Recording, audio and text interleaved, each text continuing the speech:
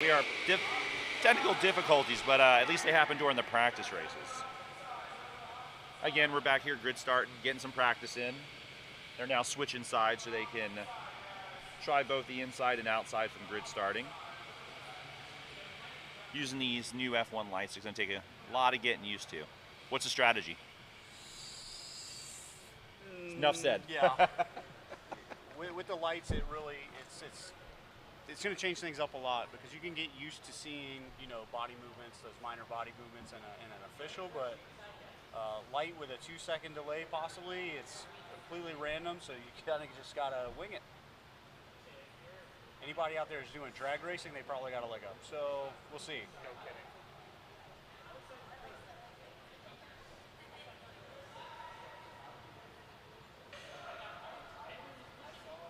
All right, getting ready for the next practice start.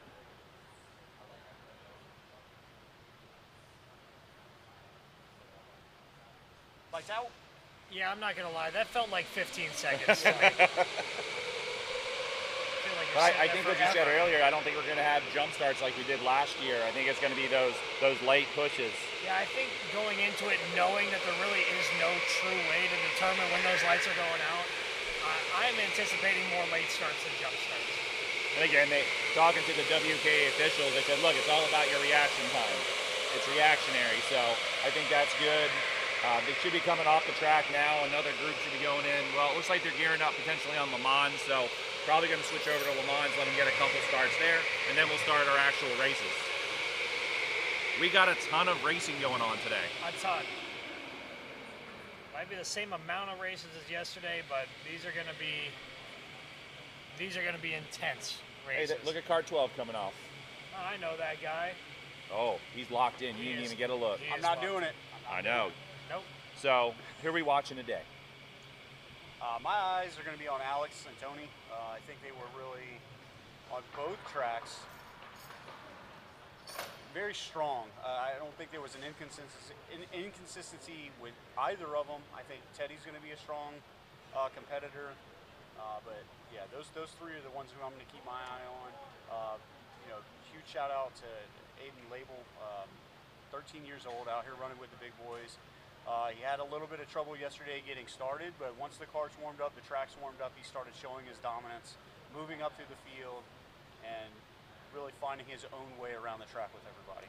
He did. I think that guys that I'm looking for are going to be some of those guys that have qualified well on both tracks. Maybe not guys that finish at the top. Guys like Nate Groh, who right now is the lightest of the heavy class drivers. So a lot of different plays on the line for guys like Nate.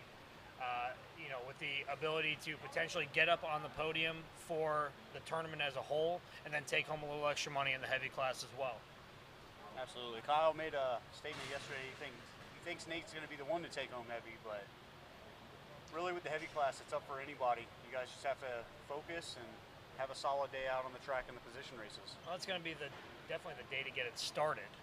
We got points going out today. Decent amount of points going out today. Oh, yeah. I know it's not quite like Saturday, but we're setting up for a big day Saturday. Anybody who's, like we've talked about, as that position racing as their primary way that they drive, not necessarily the fastest out there, there could be a lot of point shifts today that we weren't expecting coming into today. Especially, it's Friday the 13th. It's position races. You're coming off the grid into a hairpin. I think tensions are going to fly. Race number one. All I heard this morning from the officials, everybody's been polite to each other, a lot of camaraderie, which I think we've all seen so far. But you can hear some grumbling in the back saying it'd be nice to say that it's going to happen. We'll see. We'll see what happens as tempers start to flare a little. Yeah, the grumbling is going to turn into full force shouting. Well, and I want to shout out, while we're here in the beginning here, before we get into the action, our great sponsors who we couldn't do this without, Apparels Mart, handling all of our head socks and other items for tracks. We have our title sponsors, Kart One, Sakamoto Tires, and Club Speed Timing. Proforma does all the great shirts that you're seeing us wear and the racers wear. Am I forgetting anybody? Gallagher Insurance. Gallagher Insurance. who insures FECs like us all across the country. And we are gridding up here for another race on Monaco. Again, this is just practice.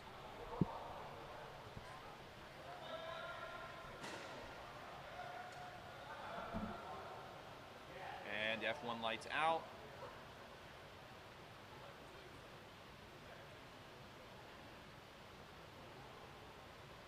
It does feel like an eternity, I'm telling you. It just feels like an eternity. Well, think about them with adrenaline pumping through their veins, what it feels like to them. Yeah, it's comfortable over here watching it, but I don't think I could do it. It is that 4 to 6 second range just feels like an eternity.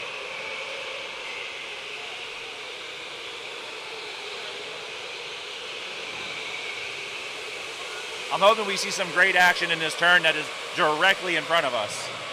Oh, we will. That's an awesome passing opportunity area. That back hairpin's also a great passing opportunity area after this long straightaway. Oh, right back here? The one at the back, turn okay. one. I'm curious to see here at the end of this long straight what I've seen a couple of guys doing today. If they're out front, is setting up on the outside, and if you're faster in those straights and you can establish on the inside, coming to that first hairpin, you could give up a position or more.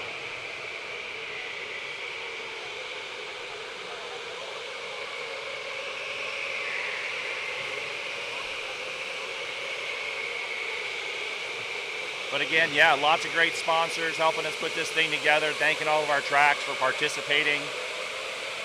We're a little bit behind schedule today, but we're going to get started here shortly. I'm going to go check in with Dakota real quick and see if he's got a time for start.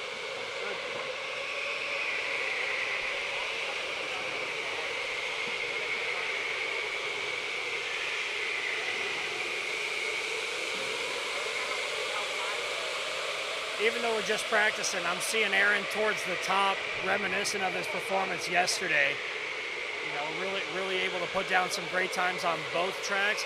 And a guy that we've seen win the whole thing previously, he's definitely got to be a guy to watch out for. I think Austin as well, coming in as a defending champion. We know their ability to position race and lay down good qualifying times.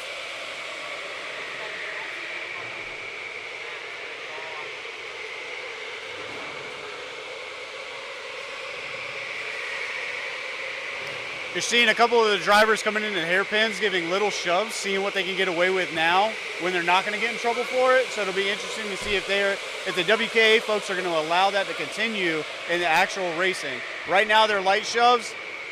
7 races down the line, those light shoves are going to turn into full force hits. We talked to Kevin yesterday at the end of the live stream once we got finished up with qualifying, and he said that they've had some great communication and they're using this opportunity in practice too to go over that with the drivers, and maybe drivers trying to toe that line are going to get a clear indication of what's going to be a little too much. Yeah, but are you really doing your job as a driver if you're not trying to push the line? I agree.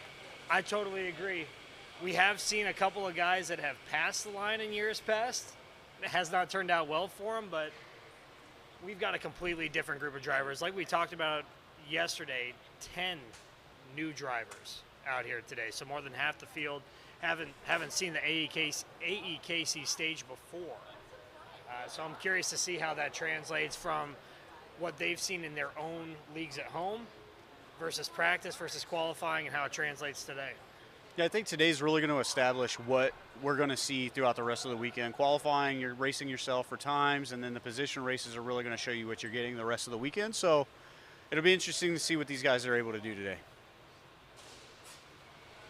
Welcome back, Donald. This is the last practice. All right, we're going to be starting right after this one. This is the last practice heat. All right.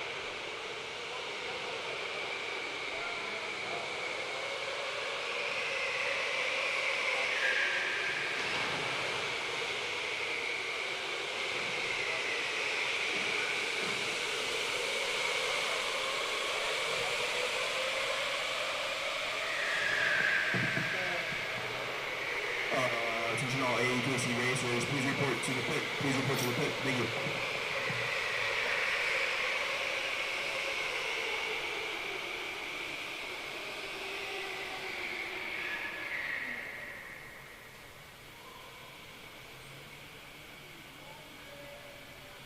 All right, they're coming off now I just heard the call for racers to the pit.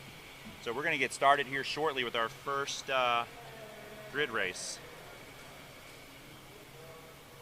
Looks like Jonathan wants a little extra attention on the track. Granted, it's not his fault, but Do we ever really know for sure? no, you don't.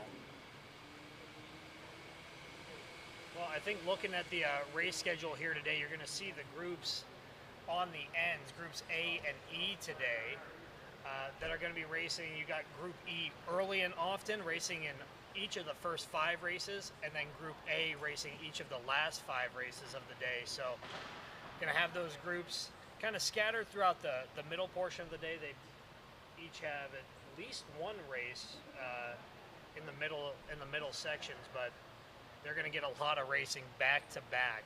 But it's a great mixture. You know, you have top qualifiers with bottom qualifiers. So it'll be interesting to see if they can either show their skills as a position racer, or if that mixes things up for later down the road. Maybe it hurts Tony, maybe it hurts Alex because they're mixed in with the slower drivers, and we'll see where it goes. I agree. I think it's all going to depend on where you start in the grid, your ability to pass in traffic, your ability, if you're at the front, to hold off those drivers that are coming in from behind you. But it's gonna test every person's ability all around to maintain an ability to be competitive throughout the entire day. And for groups A and E, where you're having to go back to back to back, you're going to be tested heavily. Yeah, during you know, the initial parts. Dakota did mention there's going to be, every driver's going to have a handful of races where they are going back to back. But good conversation about keeping them hydrated, keeping, you know, stuff readily available in the pit so we can continue action. Goal was also to have less downtime versus last year. So like yesterday, I think they did a really good job about getting races in and out. I expect to see the same today as well. Yeah, it doesn't get any better than what we saw yesterday. We talked about it briefly. I mean, we're talking 20, 30 seconds between races rolling out on the track. Might see things a little bit longer as racers jump from one lane of karts to the other, but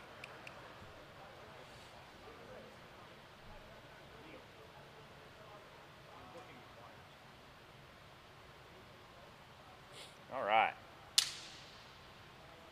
So drivers are getting set up. I see a gate being open, so we're probably getting really close here to the first race.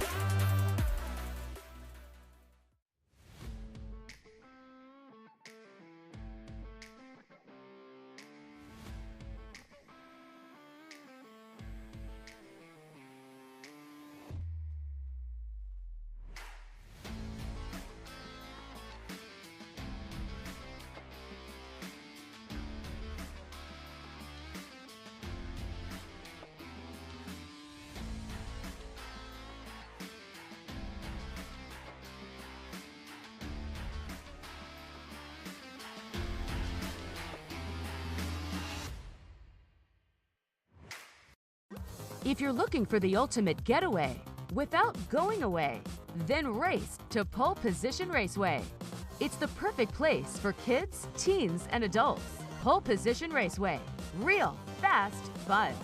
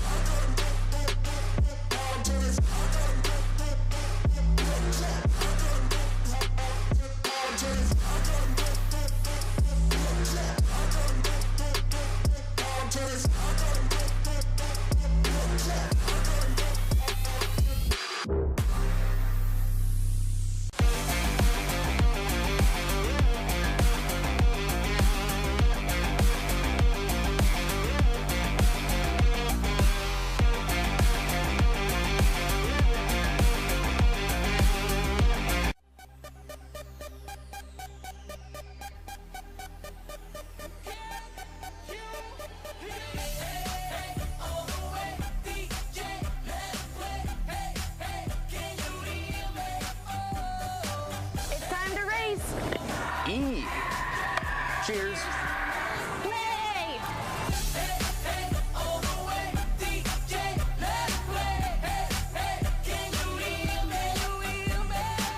With the fastest indoor electric go-karts in the tri-state area, State-of-the-art axe throwing, a large selection of arcade games, and a delicious bar and grill experience. 3RK is your #1 spot for adrenaline-pumping thrills. We're here and ready to go, so come on out and join us for some fun. And be sure to follow us on social media so you don't miss out on any of the action. We'll see you soon. Bye-bye.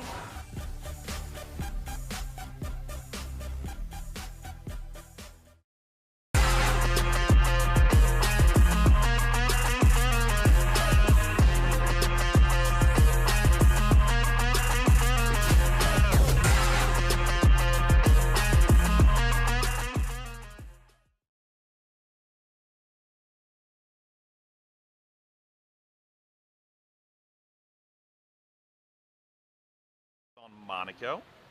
Should be starting anytime soon. Again, we're position racing today. Today is all about points. Yesterday was about time. Qualifying for your group for today. Now the racers are going to stay in those groups the entire time. They won't shift from there. So now it's just about getting the best position, the best finish in each of your races that you're in today to earn the most points. We got the new addition of the lighting system, the F1 style lighting system, 4 to 6 second delay at the end. So when it's lights out, that's when the driver's going to go, so they can't anticipate the arm drop anymore, things like that. So just trying to add a new level of excitement to it, and kind of taking some of those human factors out of it. So I'm really hoping that we don't see any fault. We had a number of false starts last year, so I think we'll see. I didn't see any during practice, so hopefully that's going to be the same for here. Got a fairly strong group coming up next. We got Nate representing High Voltage starting on pole. We got Teddy Oates from Autobahn Birmingham starting right behind him. Brandon from R1. Elise from Autobahn Jacksonville. Your boy Kyle from Overdrive Raceway. Aiden from Autobahn Memphis. And then Joe Dombrowski from pole position coming up in the next race. So a good strong group of people there, nice and mixed up. It'll be interesting to see what it is today. I think our times are going to be much slower than yesterday because now we're racing for position. You just got to set the other person up. And sometimes if they're trying to run a fast line, it's really open. You're trying to, box the apex basically as much as you can. Now it's about protecting your position. If you're in the lead, you want to run shallow. You're not going to be fast. So we'll see if people play protection or if they want to go fast. I think you'll find out early. I think we're going to see some people maybe make some adjustments. I think you might see, typically what we'll see is first couple of drivers normally separate themselves from the rest of the pack. Normally where we see a lot of our impacts from like third back. So I'm curious to see how that works out today. The groupings, like you said, staying in the same groups all day, much like we did yesterday, but these groups are going to be jumbled up all day. I think the drivers are used to racing with the same 5 or 6 people through qualifying, and now you're going to stay with your group, but we're racing all different groups. Yeah, during the driver's walk this morning, that actually came up. Be naive to think that it's not going to happen because it's going to happen at least once. You're going to have people get shoved through hairpins. You're going to have people get pinched down into walls when they have the dominant position. A lot of these drivers are focused on what's going on in front of them. They don't have the spatial awareness yet to know that there's somebody, you know, right next to them until they're well past them. So it is definitely going to happen. Yeah, we're seeing, I think, a lot of, like you said, what's in front of them. Drivers get that tunnel vision. That dominant position is that rear driver establishing their front axle against the rear axle of your kart. And so that ability to turn around, look at where those other drivers are, I agree. It would be tough to say that even if I was out there, that I would not be focused on my own driving line and not the driving line of someone else. But everyone is aware. That's what the officials are looking for. So we'll see if they're able to do that. I'm curious to see, and it's coming right out of a straight on Le Mans where you're going to see some of those drivers pick up and really push establishing that position. So it's definitely going to have more opportunities than not to see those happen. Yeah, I think the rear of the field is going to be a little bit more aggressive because, as we've seen in every AEKC, your first three tend to pull away from the pack because mid-pack back are beating each other up, trying to get up to the front so the first three don't walk away. They have to remember that they're not going to win it on the first lap. If they let people in on lap 1 and they get in a straight line, it sets them up a lot better for the rest of lap 1, and then coming into lap 2, let people in front of you make the mistakes. Don't chase the rabbit, do your own thing. All right, I'm seeing the officials make their way to the track.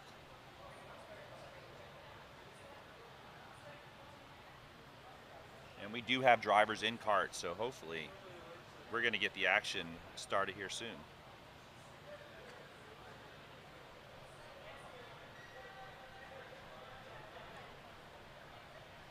Drivers will have a very brief opportunity for a recon lap. Scrub those tires as much as they can coming around before they line up in the grid.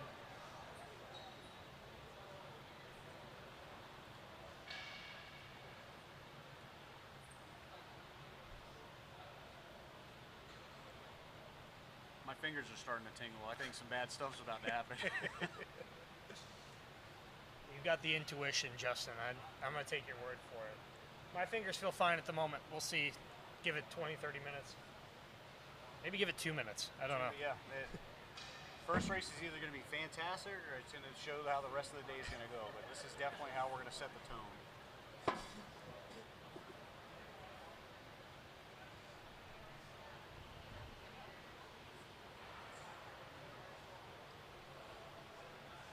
Kevin Williams and all the WKA guys spent a lot of time during practice, during qualifying, even in the warm-up laps here today to figure out where the action is going to happen, make sure that they have an official in those spots. We've got 3 officials as per usual, and these guys are the best in the business. You know, we're privileged to have them out here for 2 years now, and you know, these guys are excited to help us out here in the future as well. I know Kevin had mentioned kind of getting some of these guys that are just up and coming into racing. A lot of these guys, first timers to the AEKC that he doesn't know and has gotten to know, but looking forward to seeing how the calls come through today. Well, the drivers are starting to roll out now, get that recon lap in, and then they'll pull up to the grid, get lined up. And our day number 2 of the American E-Kart Championship here at Accelerate Indoor Speedway in Monaco, Illinois is going to be off to the races.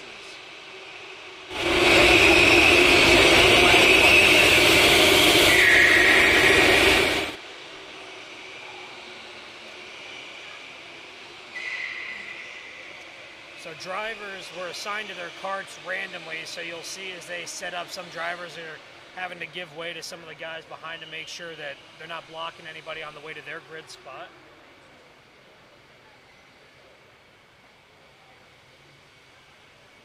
I think it's going to be interesting to see races involving Group E, which is our smallest group at 3 drivers. That rear driver is going to be sitting by themselves, nobody to contend with beside the guys in front of them. I'm curious to see if that allows them to move up a position or if that means that they're just going to sit in the back and have to work their way forward. I really think they're going to be aggressive. You don't really have a choice when you're at the back because, again, those first 3 just walk away so quickly that if you don't move through the field, within 3 laps, you've lost your chance to catch the leaders. Yeah. Unless something catastrophic happens, you've lost your chance to naturally catch the leaders unless you're aggressive at the first on the outset. I think it's tough when we're talking about that 7th position, and maybe guys are thinking, hey, if I get that position penalty, where am I going to go? Now, one of the things that drivers are going to have to watch out for is accruing over the course of this day and tomorrow multiple penalties of the same kind. We've seen drivers in the past, have to be removed from competition. 2 black flags is what it takes to be disqualified from the event. So, and it's early very today early already.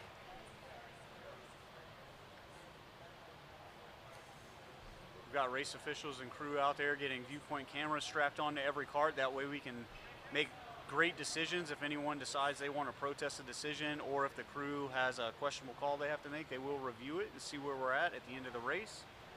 Make those adjustments and make sure everybody's getting a fair shake at competition today. Well, it looks like everybody is properly gridded up. Officials are in place, and it looks like our good friend Eric is going for the first actual use of our F1 light system. Yeah, I'm weird, so like I've been watching those lights and they kind of dim a little bit. They don't go off, but I see them dimming and brightening up. That's going to drive me nuts if I was a driver. All right, they've all got eyes on. The lights are coming on.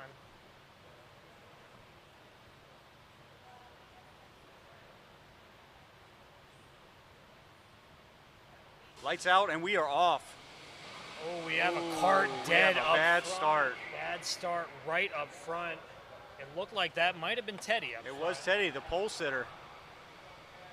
I'm glad these drivers had the awareness to go around him, because a start like that could have been painful. Absolutely. What I imagine is going to happen, you can correct me if I'm wrong, I think these drivers are just going to come around and regrid right in the same spot. Yeah, that wasn't Teddy's fault.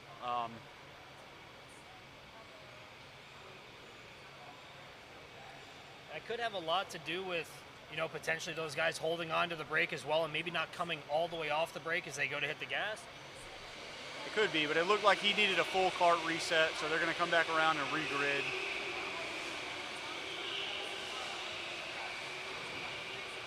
Another quick recon lap. That one's for free. And extra slow.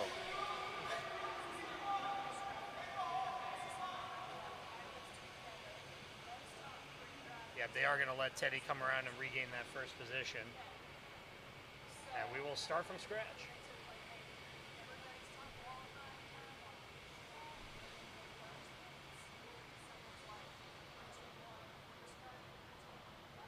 So brief delay. We want to make sure that all the carts have their tires in the right spot.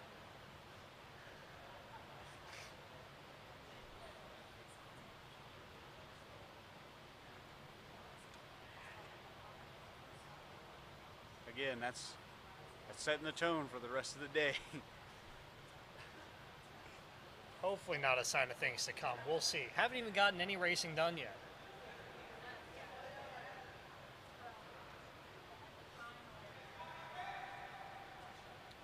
Eric's got the light system out again. They are coming on. Feels like such an eternity. That last one felt long.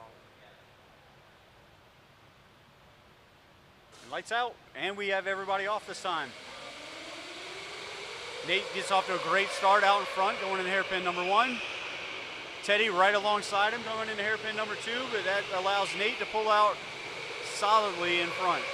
I'm looking at Joe there, unable to move up any positions in that first start. He's going to sit in 7th.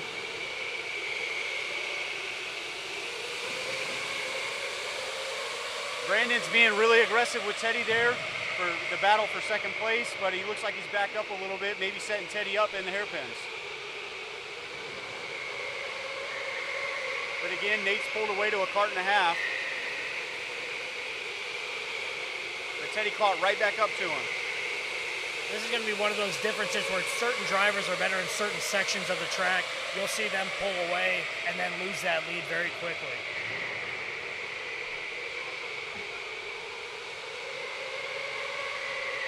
Right now, as it shakes out, we have Nate, Teddy, Brandon, Elise, Kyle, Aiden, and Joe. Joe, Aiden, and Kyle seem to be hanging back from the rest of the pack, just running their own race, maybe allowing them to make their own mistakes up front and capitalize from that. But Brandon is all over Teddy's back bumper.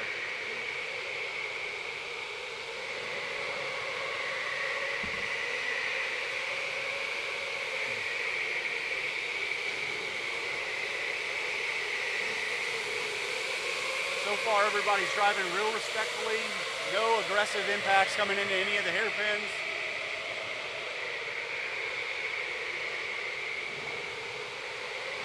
Right now they're just single file, but the first 4 are walking away from Kyle, Aiden, and Joe back there.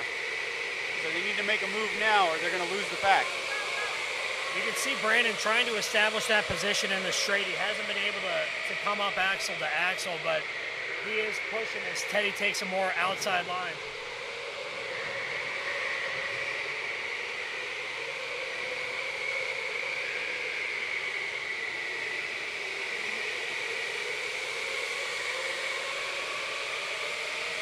I think watching Teddy and Brandon is actually going to keep the door open for Elise, who's really tight on Brandon. As they're fighting for that second position, we could see Elise shoot up. Yeah, she's hanging back to see what she can find opening-wise and see if she can capitalize. But I think she may be just a little bit too far away to capitalize on any mistakes yet, but she is really good through this last set of hairpins.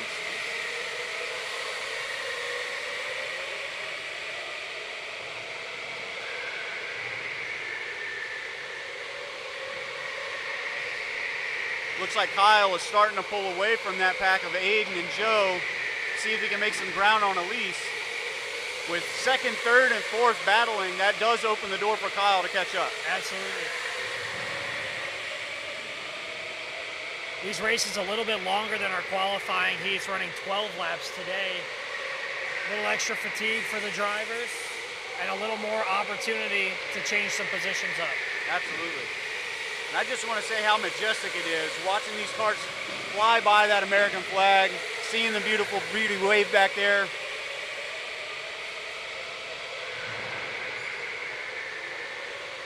I got another one for you. Beautiful Beauty. Beautiful Beauty. We're stacking them this weekend. Beautiful Beauty and Miraculous Miracles. You're not done. I know there's No, more coming. there's probably 3 more in there. I will say Nate is starting to pull away as we're fighting for second. He's been able to capitalize on that action going on behind him. But Aiden and Joe also caught right back up to Kyle, but Kyle, Aiden, and Joe are well behind the pack coming to the white flag. And that white flag is out. If there's any time to make a move, it's now. Curious to see if Brandon can make a move in one of these hairpins.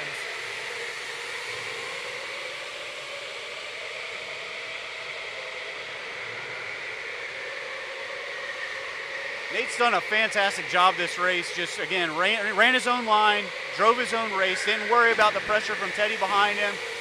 Teddy and Brandon have been battling the whole time, but Brandon's just been back there and probing, seeing where Teddy's going to make a mistake. Yeah, it paid off for him.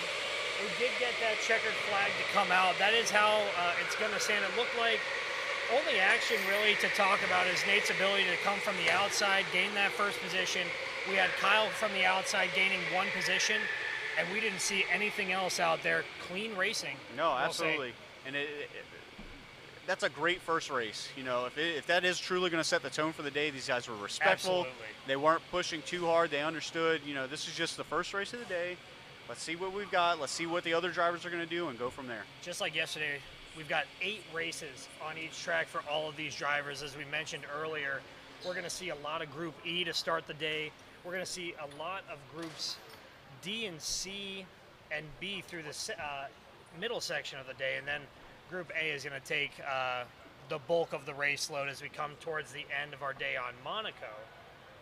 But 8 races for everybody again on each track, just like we saw yesterday for qualifying. Yeah, this is going to be a packed weekend for these drivers. Yesterday, I think we saw a little bit of fatigue. We heard some drivers complaining about their hands and having to tape up their hands. We got lidocaine spray after practice, so another packed day of racing. We'll see if these drivers can hang with it or if the fatigue is really going to kill them. I could barely hang with it sitting here. We're I old. was pretty fatigued myself.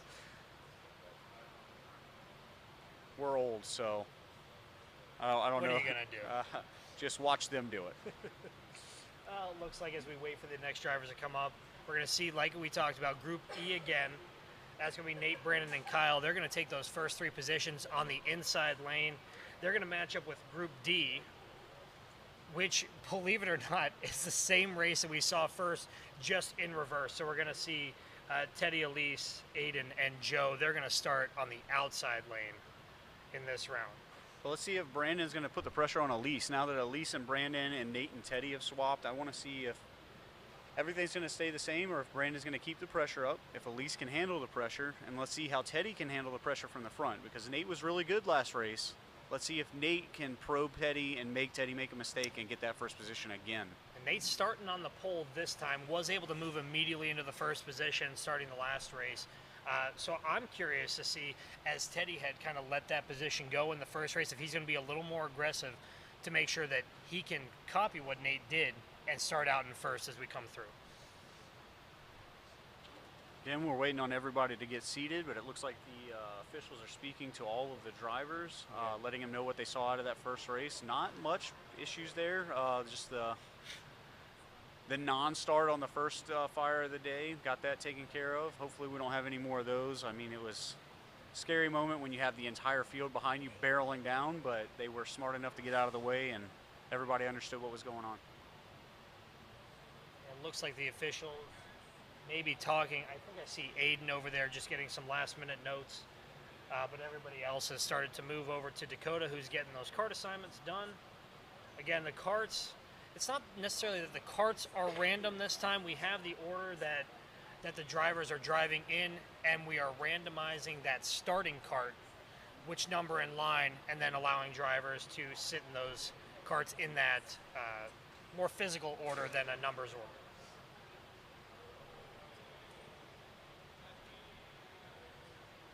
I am not envious of Group E right now. This is the start of a long series for them. They will get some breaks, though, through the middle of the day. I would rather be back-to-back because you get your flow down, you get a habit built. It is early in the day. You can get the bulk of them out of the way. It looks like, I mean, Group E is going to see Groups D through A, D multiple times here in the first two races, but they're going to get a chance to see everybody very early, learn a lot of things about these groups as they come into their matchups through the middle of the day. Looks like, I mean, they're going to get 5 out of the way right off the bat in the first session, and then they'll have 1 in each of the remaining 3 sessions. So there could definitely be some benefit there. Yeah, I saw Teddy, Nate talking in the pit. Looked like they were talking about driving lines, so let's see if they giving good tips to each other, you think? Not at all. Hey, when you go on that first hairpin, slam on the brakes for a long time. That's what's Nate's saying that because he wants to take first position again. I think it's better to drive at a deficit. Maybe get middle of the pack and let's see what kind of driver you really are. Or you could just go to the back and come through like a bulldozer. That'll work. That was a big question from the guys this morning. Like you had mentioned earlier, a lot of concern with those guys in 7th and 8th trying to move up to the middle of the pack and maybe impacting those front drivers. One of the things that I'm hoping we don't see early, but inevitably we see every year, is some of those drivers come away. As we get later in the tournament where some of those drivers are trying to make up positions in the back, that we get spin outs, we get cautions, we re-grid and re-tighten up that field. It happens, but hopefully we don't see too much of that here today and tomorrow. Definitely more common on Saturday. Yeah, one thing that we saw last year is a lot of drivers, especially on Le Mans at Jacksonville, coming into turn 1 and being a little aggressive on the brakes, spinning themselves out. Unfortunate circumstances, but I don't think with the shorter wheelbase karts that we're going to see that a lot this year.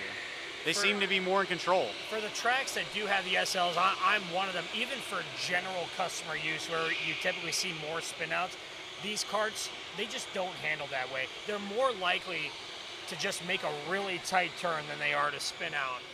Not to say we won't see them. I can guarantee we'll see one at least. Well, I don't think it's going to be a by-yourself spin-out. They're going to have some help. I don't think so. Drivers are making way to make sure that we can grid properly again.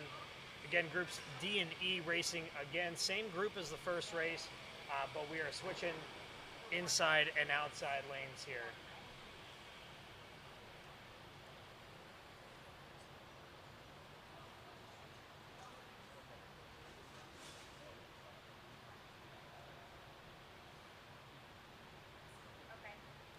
The next race. Look at what we've got coming up next. We got CJ from Autobahn Palisades. Again, Nate will be in this race as well, starting 2nd. Bailey Tolson from Autobahn White Marsh in 3rd. Brandon from R1 in 4th. Caleb from Overdrive Raceway starting inside of Kyle. So both of your drivers lined up next to each other, and then finishing out with Brad from Victory Raceway. Yeah, we're going to be able to see, interesting to see the only two drivers that come from the same track being lined up right next to each other. I think looking forward to Le Mans, they actually sit in the same group. The lights are out.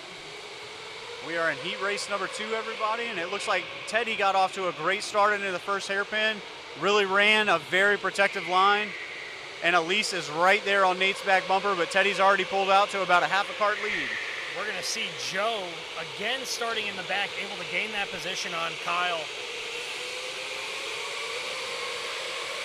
And Kyle actually already has a lot of work to do.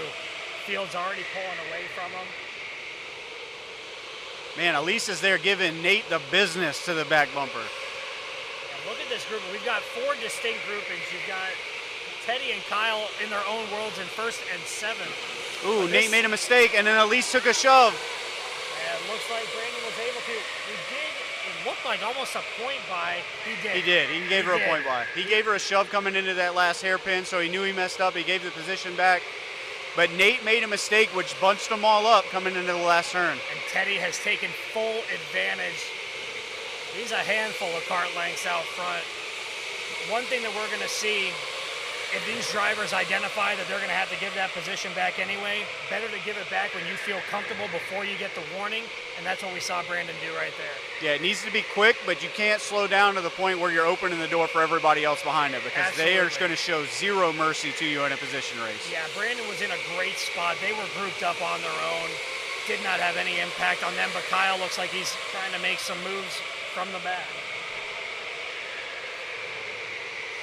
That bunch up gave Aiden, Joe, and Kyle the opportunity to catch back up to the pack when there was a substantial distance between the front runners and the backpack. That's another one, backpack. I like that. See, we're just throwing them out. Let's just start rhyming. Rhyming's good.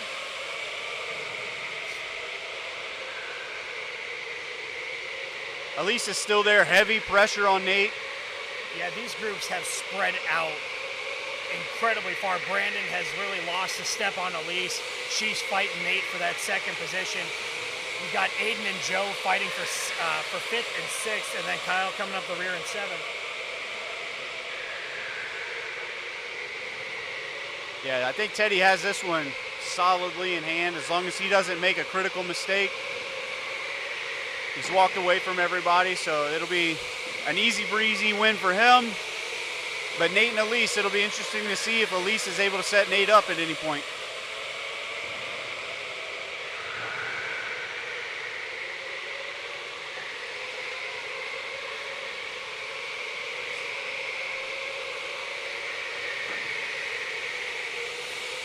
Two sets of clean races thus far.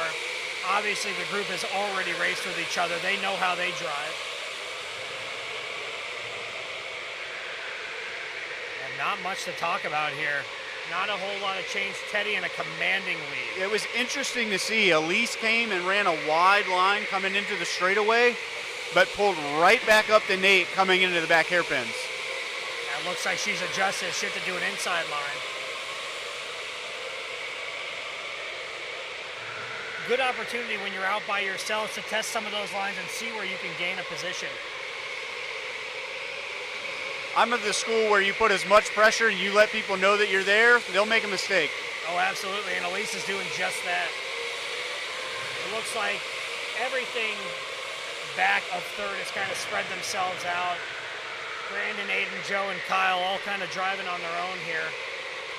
Yeah, we're coming up to 2 laps left in this race, and Teddy has walked away 13, 14 kart length lead, if not more. And Elise is still pressuring Nate. Something I've kind of found interesting, seeing a lot of guys looking up at the screen when we're not looking for time. And we've talked about how that can easily slow you down. It's a habit. It's a very bad habit that the drivers have to learn to break, but... White flag is out. Oh, Elise is making a move on Nate. It's the only action to talk about. We'll see if she can make a move here in the hairpin. She was almost there. It's the last lap, so she's got just half this track left to make that move work. Looked like Kyle's trying to just find a line going forward, trying to figure out if he can get a fast time down to take it into his next race. All right, well, Teddy comes across the line first, and Elise was not able to finish the pass, so Nate finishes second with Elise rounding out the podium there. Coming in after them, you've got Brandon, Aiden, Joe, and then Kyle rounds out the field. It's clean racing all around. I was very happy. That's something to be proud of. It is early in the day, but seeing a lot of respect from the drivers. You know, nobody's made any kind of aggressive moves to get to the front, only making a move when the opportunity is there.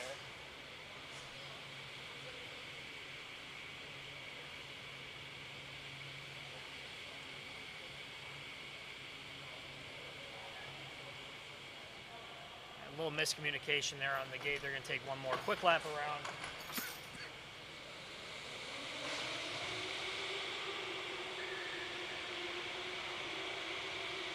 Why not take the free lap? Yeah, absolutely. And it gives Nate and Elise a chance to cool down. Elise was back there pressuring Nate the whole time. She was very patient, though, and I think that's going to be important moving through today, especially. Just be patient. Let people make their own mistakes. Yeah. Just be there when they do and capitalize. Yeah, like we talked about, aggressive is not always the way to go. As we get into crunch time, you may see some more aggressive moves, but early in the day, you may see those aggressive moves may cost you a position or more, depending on how tight the field is. But the interesting thing is we have not had our most aggressive racers out on the track yet. No, we have not. We got Bailey coming up in the next one. I know last year he was really, really aggressive in Jacksonville. Let's see if that carries through to today, or if he's just going to stay calm and, again, let people make their own mistakes. But, you know, Alex, you know, his competition director has said that he's been pretty aggressive and really good at the position races. Tony, we saw what he did yesterday. Well, you're talking about two guys who were able to set the pole on both of these tracks and their ability to also position race. Yeah, I mean, Tony pushed the rule book to the limit to get a position. Pushed the rule book to the limit so hard that he changed the rule book overnight. Well, I called it. I What are had you a gonna feeling. do? I had a feeling it was coming. I'm curious to see it. Well, and we won't find out if those racing lines that we're talking about to get those fast times would be beneficial No. for position racing anyway. So I can tell you what Tony did yesterday in position racing. He just might as well stay at the back. But he set himself up to be on the pole. He's not going to have to worry about that. it's Everybody a good rule behind for him. next year for qualifying. Yes. He's Nate, and then Brandon was there to capitalize on a mistake from Elise, and then they all kind of stacked up on one another. Absolutely. We've got to talk about Brandon too. I think obviously he was able to gain a position during that last race, but knew what was likely coming in the officials probably tell him to give it back, as it did come from little contact, but gave it back immediately. Did not impact him. He didn't lose any additional positions. So Yeah, it wasn't a very aggressive shove. Like I said, I think in No. the past we've seen some violent shoves that it's clear cut. Hey, this is it was a problem. definitely unintentional. But you know, unintentional or not, that's where we start towing the line there, and probably safer to give that position back. It's nothing like a little friendly bump and run. Yeah, it seemed friendly. It felt friendly. A lot more friendly than a few of them. That was the other thing that we could talk about from yesterday. I think we saw one point of contact in qualifying. Obviously, the intention is not to race other drivers, but naturally as drivers bunch up and people want to get by, set those fast times, I think we saw one unintentional form of contact, and there was nothing else to speak with other drivers. Yeah, you call it unintentional, but I think it was, hey, he got the passing flag. He didn't get out of my way. I'm going to move him. Call it what you will. That's fair. But We'll agree to disagree. All right. This is a race obviously different than the first two. Still going to see Group E, Nate, Brandon, and Kyle out here going up against Group C, as you've talked about, an exciting race.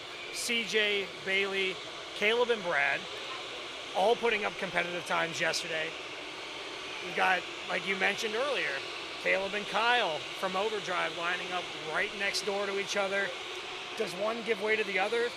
No. Is it an opportunity to team up and try to utilize each other to move up to the front of the pack? I think we pitted them against each other a little bit too much yesterday, so I don't think there's any give and take today. There was a lot of frustration coming from the Caleb Costco camp at home on us razzing Kyle a little bit. So who knows? Well, we've got Who knows CJ what it'll lead from Autobahn Palisades going to be sitting on the pole.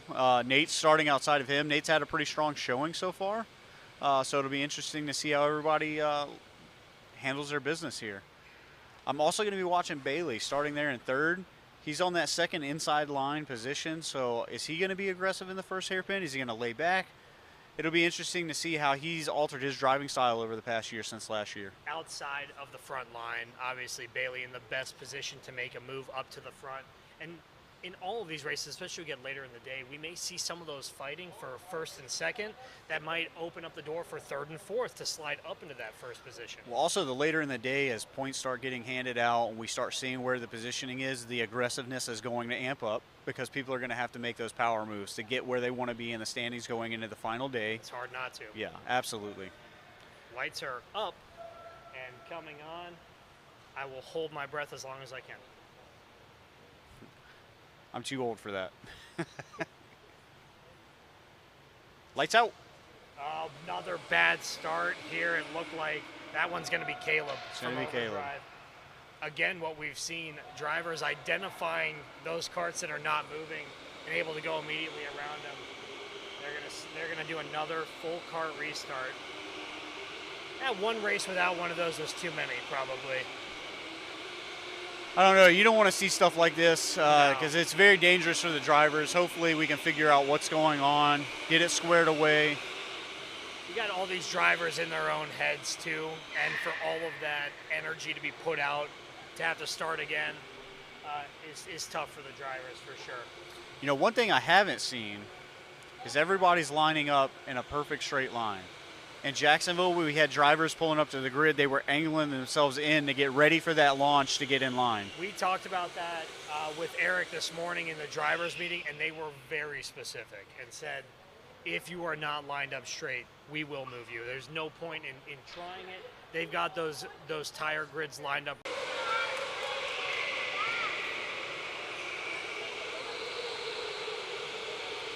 Oh, man. This is a race. We had a really, really, really aggressive move to start off.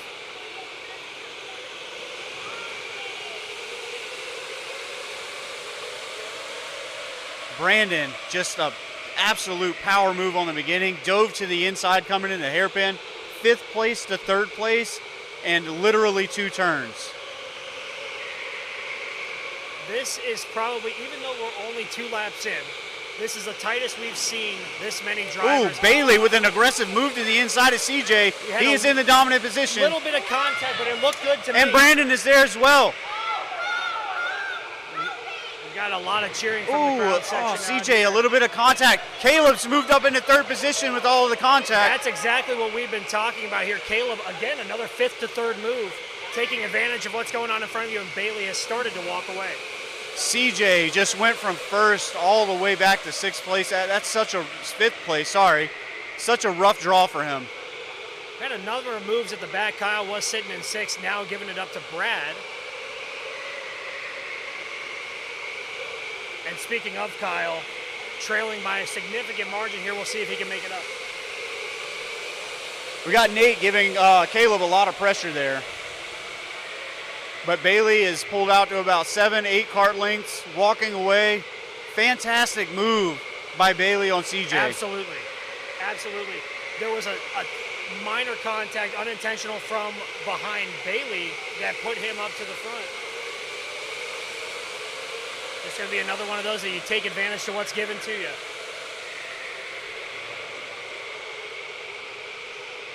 Field is spreading out ever so slightly.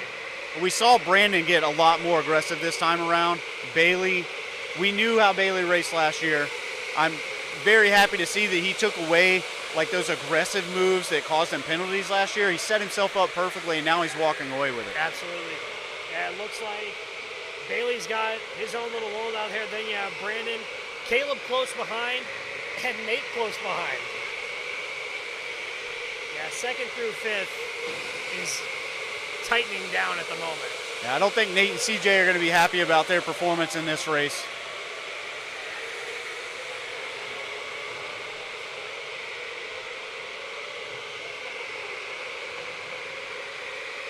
Now that everything's calmed down, everybody's single file. We got about 2 cart lengths in between 2nd, 3rd, and 4th position. 5th position with CJ catching up to Nate's about 4 or 5 cart lengths behind. Coming into lap 8, 2/3 through this race. At the moment, everything's holding as it is. We'll see if anybody makes any mistakes that someone can capitalize on. Those first 3 laps were wild. We saw what could happen in 2 laps.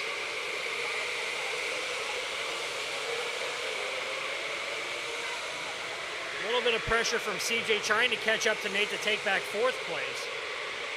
But Nate's holding them off pretty strong.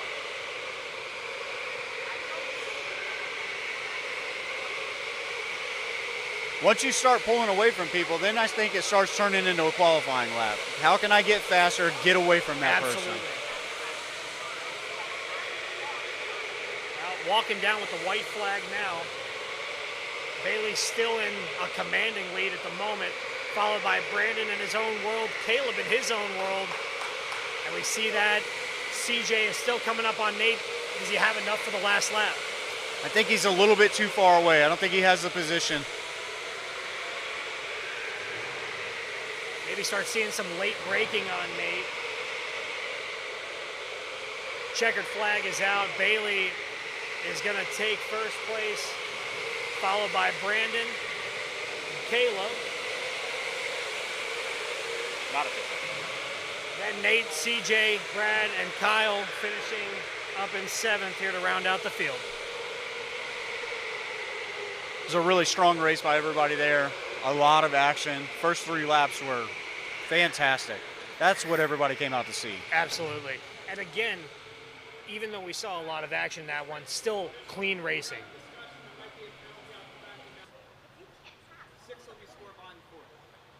All right, Kart 6 will be scored behind Kart 4. We're going to look at that information. For avoidable contact in turns 7 and 8, causing to lose 4 more spots. So that's why he's getting pushed. Gotcha. We'll have to take a look at those numbers. We don't have card numbers out in front of us, but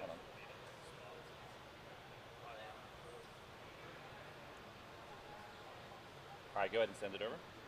All right, we're going to go over to Sean Thresher for an interview with the driver. Oh, we're not ready yet. oops. One step at a time. We'll get it figured out. It's the first interview of the day. Absolutely, but I think it was the contact with Bailey at the beginning, because we did see a shove. I thought it was a little bit before the hairpin, and we were still good, but the officials say otherwise, and their rule is law. Their rule is law, and I'll take their word over what we saw here any day. We do have Sean going out, but I think we're maybe waiting on these drivers to finish speaking with the officials before we get the opportunity to send it over that way. Yeah, so I've actually found the kart numbers, and it is on Bailey. Bailey will be finishing, it looks like, in 6th position after that. I know he said 6 behind 4.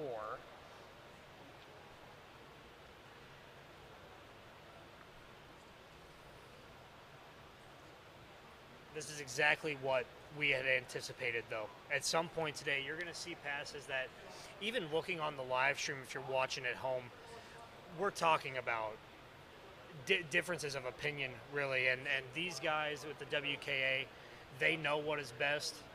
They've been doing this for a long time. We appreciate, again, their participation and assistance in this competition.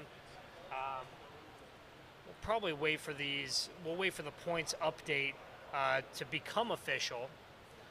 Yeah, so they said Kart 6 will be finishing behind Kart 4, so Bailey will be finishing behind CJ. Which is, he did finish in the 5th position, so Bailey will slide back. I guess it would be to the 5th position as everybody else moves. Correct. That would mean that Brandon from R1 takes the victory from that last heat race. Yeah. Still, in my opinion, from over here, overall, that was a clean race. Yes. It was, the contact there is up to the discretion of the officials, but really great racing, a lot of position changes, a lot of what we talked about, drivers taking advantage of what's being put in front of them and allowing those drivers in front to make their own mistakes. Because what you're going to find is if you're not involved and taking advantage, you will come out in those position changes. Absolutely. All right, now we're going to go to Sean, who's ready with the drivers. All right, here live with Bailey. Bailey, talk to us a little bit about that last race. What happened there towards the end? I saw you talking to the officials. You know, same old. I guess I rubbed a little too hard on my pass, even though I was a little faster than everybody, but it is what it is. I'll get it back next time. I'll come back up. Seeing you out there, you know, really yesterday, going into today, you look faster than you did last year. Not that you weren't fast last year. You were fast last year. You look a lot faster this year. Do you feel faster? You've been working at getting faster? You know, I feel the same. Just got to really watch my racing line. And hopefully I'll be back up and get faster. Same thing I've asked everybody else. How's the field feel? It feels like that you got last year was a lot more racers. This year it feels like you know, obviously there's less racers, but it feels like the competition's even higher. What do you feel like? Yeah, it's about the same. Honestly, personally, yeah, I feel like it's the same. It's less drivers to go against, which is, you know, it gets a little bit tighter battles, but yeah, about the same. Great. Well, good luck the rest of the way out there. We appreciate you stopping by. Thank you, Bailey. All right, back to you guys in the booth. Thank you.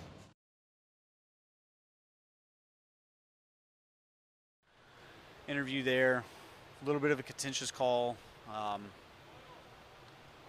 Again, it happens. You get aggressive. You gotta own up to your mistakes. And again, the WKA folks, their rule is law. If they make a call, it is what it is. So again, that race ends up being Brandon from R1 took the victory in that heat, and Bailey will be finishing 5th in front of Brad from Victory Raceway.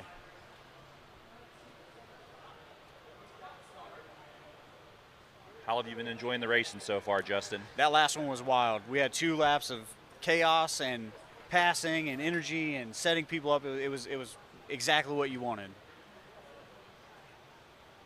What's our next race looking like, Justin? Who's coming up? So our next race is going to be Jonathan Rumpel from Autobahn Manassas, Nate again from High Voltage, Aaron Ramos from Autobahn Dulles, Brandon, who took the victory in that last heat, Austin from Need to Speed. It's going to be our first time seeing him up today. Kyle again from Overdrive Raceway, and then the Pickle himself is rounding out that field from Three Rivers. Apologize about that, a little bit outside of our control. Our next race is on the way out right now.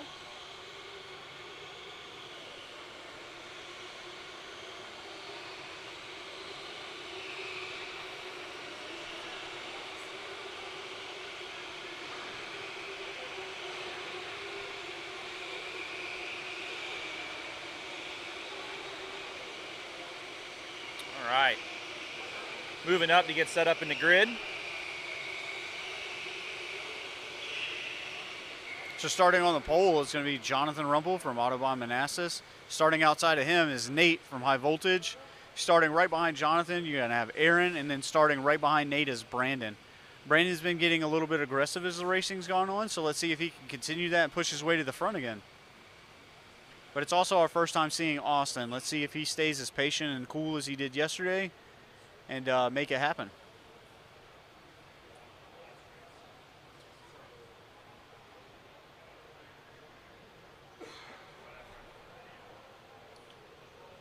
Just waiting on these drivers to get lined up by the officials out there on the grid. And then one of the things, there's a question there. It looks like we're seeing some of the same people repeatedly. You'll notice like the E group right now is going through multiple races, but there are only 3 people from that E group, each one, and the remaining part of the field is from a different group. So right now the E group's doing that. It will switch over to different groups doing that throughout the morning. All right, the lights are going up.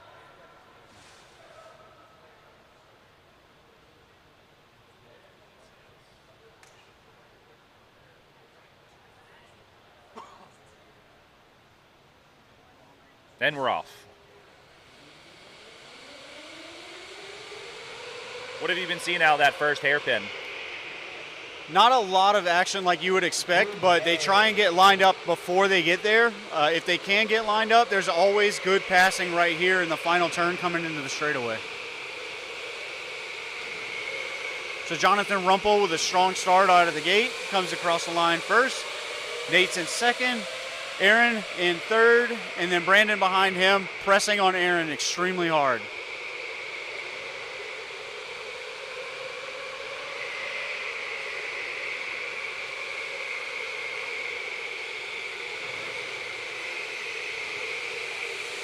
First through fourth are bumper to bumper. You saw Aaron trying to take a peek there, and Nate didn't quite make it happen. But Brandon's right behind Aaron if Aaron makes a mistake, so he's got to be careful.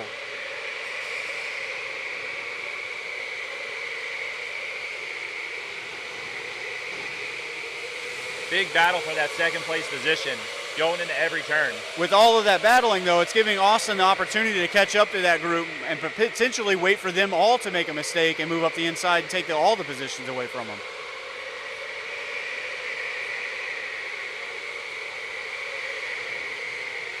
Coming through that final turn again, waiting for one of them to set up and make a pass.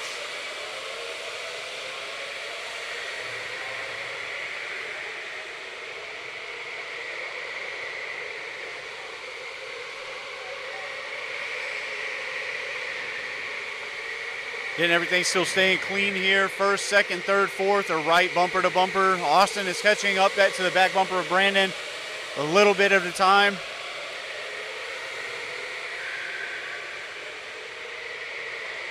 Jonathan's still holding on to that position. But Nate is putting all the pressure he can because there's so much pressure built up behind him.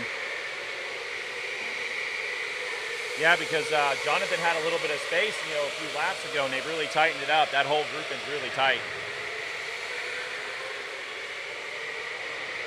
But again, especially for that E group coming in multiple races, that endurance comes into play again. But like you said, some of them might view it the opposite way, staying hot and continuing the race. Jonathan with a monster lap had 3 kart links pulled on that lap. Yeah, definitely starting to get some room there. Still that battle at second, third, and fourth. Brandon's making a move on the inside. Couldn't quite make it stick, but he is probing. We're 7 laps in, coming up on lap 8.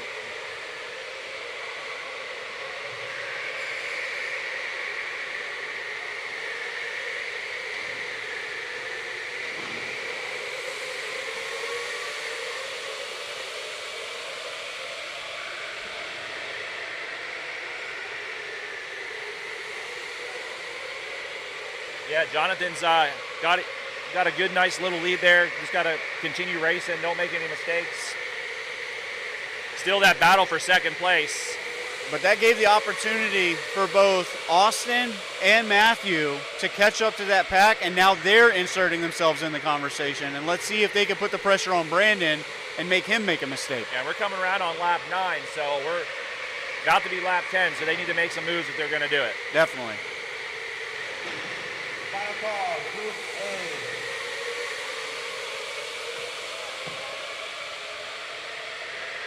About to get the white flag.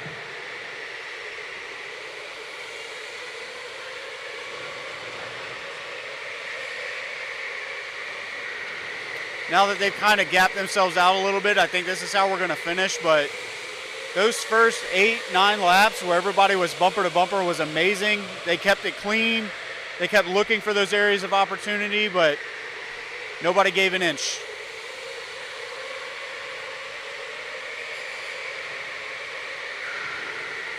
There's the checkered flag, and spin out right at the end. A little bit of an aggressive move there at the end by Matthew, but all for nothing. So the finishing order is Jonathan, Nate, and Aaron on the podium, Brandon, Austin, Matthew, and then Kyle.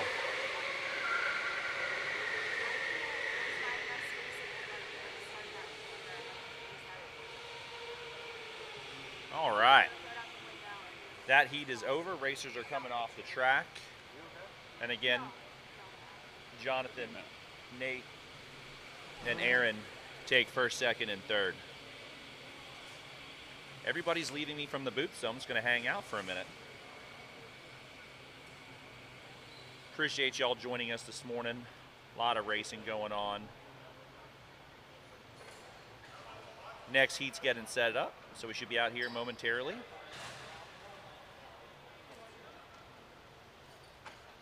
I think we're going to go to a driver interview here in momentarily.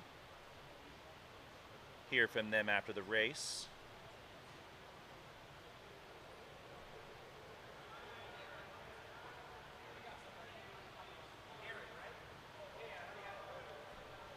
So we're going to be talking to Aaron after this, as soon as they get out of their karts and get set up. Just waiting for the signal to go there.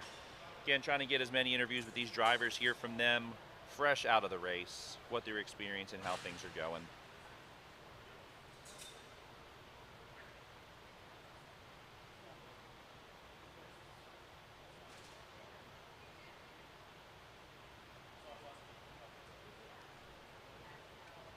All right.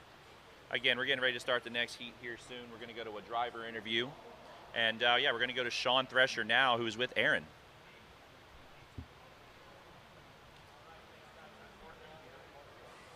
Your Speedway. Aaron, passing has not been, there hasn't been a lot of passes out there. You were able to get a pass there. What are you seeing out there on the track? I think I just, you know, it definitely is. Monaco is a tougher track to do some passing opportunities, but the opportunity is there. I just got to pick my right battles and kind of, you know, make sure that I don't, when I do make my risks and stuff like that, that I don't lose a position if it doesn't work out. So, yeah, I think it's still good fun. We'll see how it pans out. Hopefully I can make some more positions throughout the races. You've been dubbed the shark out there. I've talked to a lot of the guys. They told me that you literally wait in the back and you stalk them and you find a spot where you go. And they said that if they literally lose track of you, it's too late. Saw it a little bit last year, obviously a couple years prior to that. Mm-hmm. Do you like that dub for you, the shark, as you're waiting in the back there? I mean, that's kind of funny. I mean, I think it's a compliment for sure. I definitely do like being the stalker, or I guess the what do you call it, not the prey, but I think you're the hunter. Yeah. The hunter. Yeah. Sorry, I'm lost for words right now. You're okay. Yeah, I like being the hunter, but I also like being the huntee, so it kind of works out. Yeah, we'll see. Hopefully it pays off on the races here, since I do start in the front there, and yeah. You got a lot of hometown love, and plus you got a lot of people that really think that you have an opportunity to be the first repeat champion. Yeah.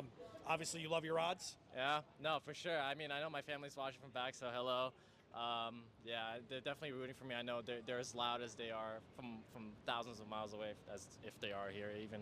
So, yeah, we'll see. I mean, I don't know. I just got to keep my head down and do what I got to do. Great. Hey, thanks for stopping by with us, Aaron. Good luck the rest of the way. Appreciate it. Back to you guys in the booth. All right, coming back to me. So, great interview with Aaron, 2018 E-Kart champion. This next race, you're going to see some familiar faces with the E group again. Also going in with Group A. So you're going to see Tony Patterson, Nate, Jason, Brandon, Alex, Kyle, and Colin. They are getting settled into their karts now and will be coming out momentarily.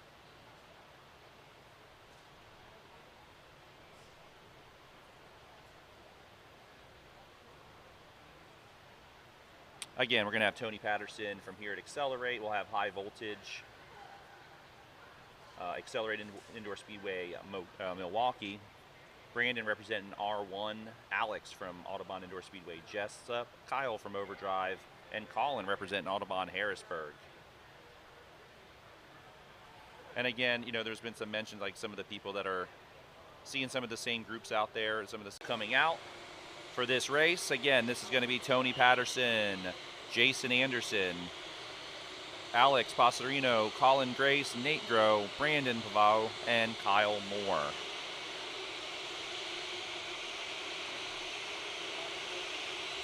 Racers coming out, getting ready to grid up.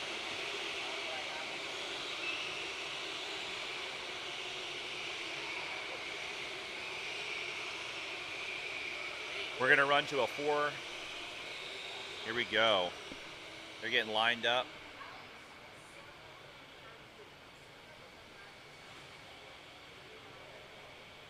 Again, racers getting themselves positioned.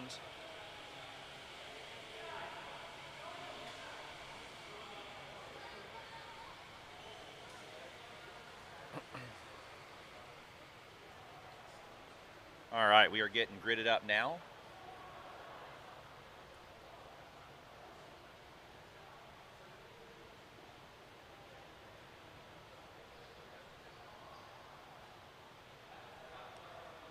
Officials getting everybody set in the right position. Officials making their way to the lights for the start. 25 trying for a pass there on the inside. Welcome back, Justin. Thank you. I didn't break it. Nope. They can take a beating. All right, this is A group, Justin, and E group. So you got some good people out there. As always, you got Tony, Jason, Alex, and Colin out of Group A. This will be interesting to see what Tony does from the pole there, pull away. But I also have my eye on Brandon there in 4th place. He's been aggressive along with Nate, been very strong. But let's see if Jason can put any pressure on Tony. Yeah, yesterday this was Jason's track. Yes. He really looked comfortable there yesterday. And now that Tony's magic card's been taken away. Yeah, the wall ride is gone, so.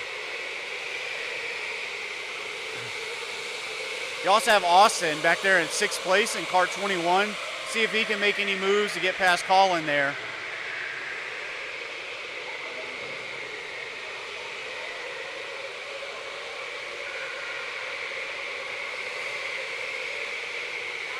All right.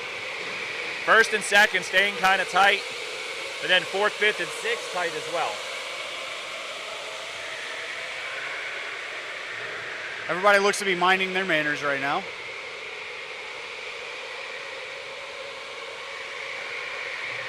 It's been very respectful racing. They've been doing a great job with sportsmanship. Well, it's early day 2. This afternoon's probably going to change over on Le Mans.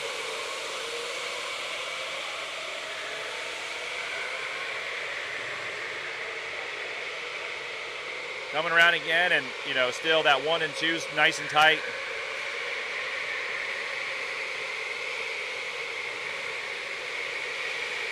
No, Nate's starting to catch up a little bit there.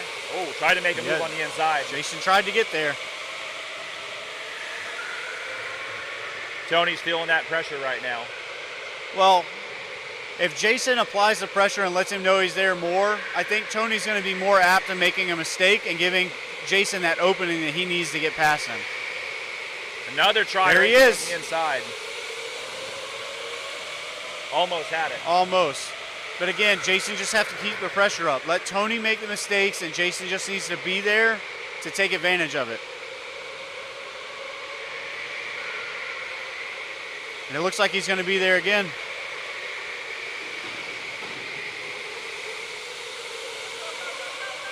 Brandon taking a look on the inside of Tony, but we had a little bit of an issue coming in. We have a caution here. Austin gets stuck. Or no, that's not Austin, that's Alex. Gets stuck coming out of the last hairpin, and then Kyle bunches up with him.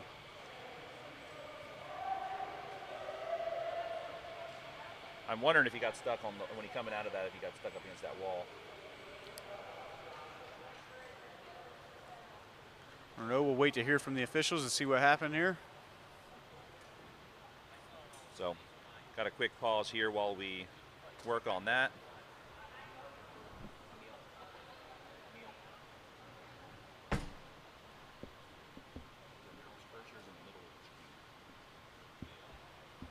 All right. You're right back, Justin. Okay.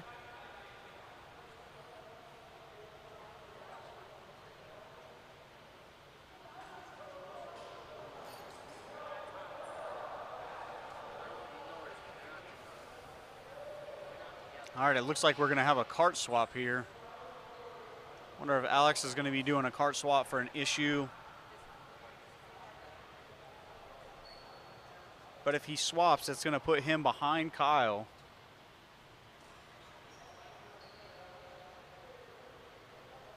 We'll have to wait from the word of the officials how they're gonna rule that.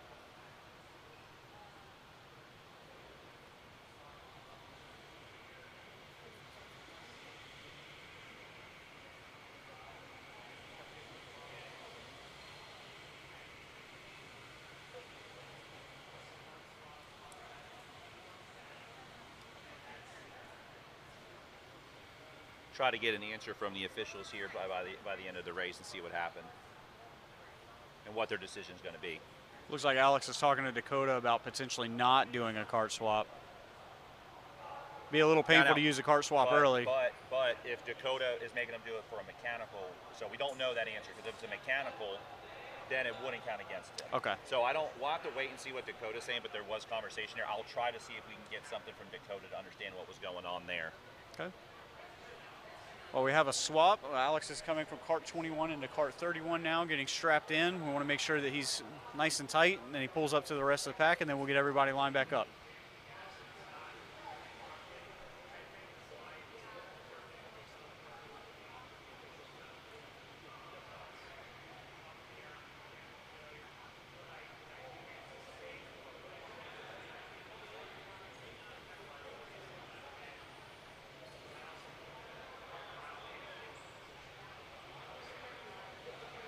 All right, it looks to be determined as a mechanical failure because he gets to keep his spot in front of Kyle from Overdrive Raceway.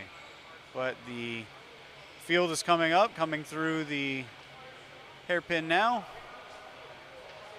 And they're going to regroup up on the straightaway.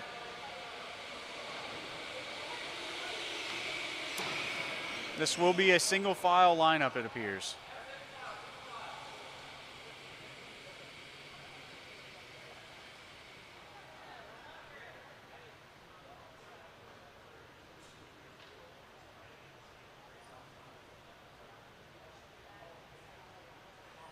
Waiting on the officials to get everybody lined up bumper to bumper so we have a fair start. And again, we want to make sure that they're lining up as straight as possible so nobody gets an unfair advantage to the inside.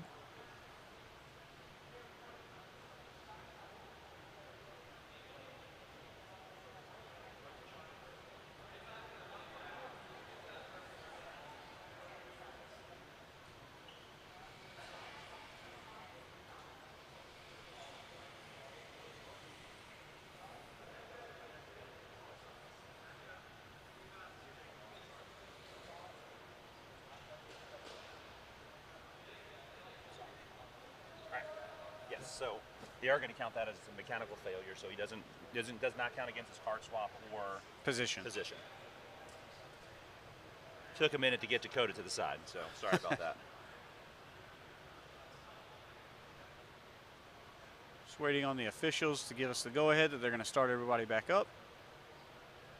But that definitely was the conversation in the back. He was not going to swap out carts if it was going to count against him. So absolutely. Dakota told him, nope, mechanical. Let's get you out of the cart, get you into the correct cart so you don't have that issue again. So everybody's getting a full cart reset now just to be sure we don't have any more issues with that. All right. And they are going to get the lights again for the restart. Again, single file restart.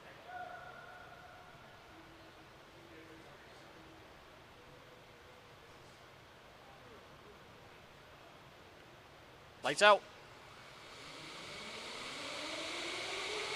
And Tony immediately goes to the inside to defend for Jason, and Jason is definitely being preemptive braking to keep everybody off of Tony.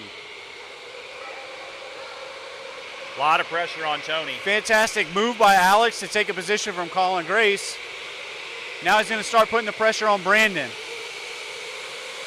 We're on lap number 8, lap number 9.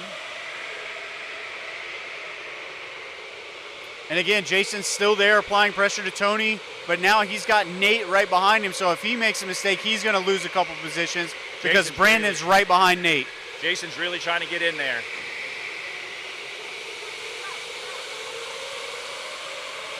But they are coming across to the white flag this next time by, and they are all still bunched up. Nothing like a good restart to keep everybody fresh and happy.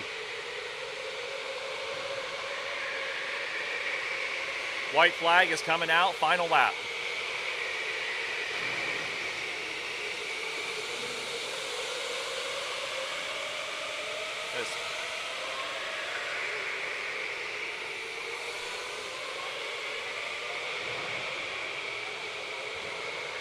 Coming around for the final turn.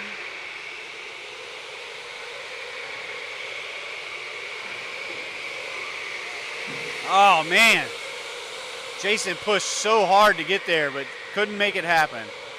Seems a little frustration from him. He kept that pressure up the entire race, though. That's what you need to do. Didn't give up. That's what you absolutely have to do. Absolutely have to do. Bravo, Jonathan Rumpel, and Aaron Luke Ramos going again against Group E, which is going to be Tony, Matt, and Brad. So here's your starting lineup right here. Going to see some great Oh, yep, I was. Again, let's cover that again. Sorry, looking at the wrong sheet there. So we're going to have Nate, CJ, Brandon, Bailey, Kyle, Caleb, and Brad. Ooh, James is back. I'm back. We're trying to get this internet snafu kind of figured Yeah, out. plenty of that going on. I know how internet problems go. So Justin, who does double duty, also is our tech guys over there doing some work, trying to get this thing where it needs to be. I have a lot of faith in Justin. We're going to be going over to interview here in a moment with Tony Patterson. So here we go. Let's go over to Tony. All right, I'm here with Tony from Mokina, hometown track, hometown guy. Tell me about that race a little bit. I saw a lot of bumping out there, man. Yeah, well, I mean, as we expected, it's going to be a little bit tight. You guys are all really fast. The group that I'm in, Group A, is stacked. So Jason right behind me, he was pushing me around. Didn't push me off the line, so that's the most important part. But he definitely made me sweat. And then coming across the line, that was pretty close. So race 1 out of 16 is going to be a really interesting day. So. I talked to Jason prior to this a couple times in the past couple of days. You know, he told me he's the best accelerate racer in this competition. I said, well, what about Tony? He said, I'm the best accelerate racer in the whole competition. How do you feel about that?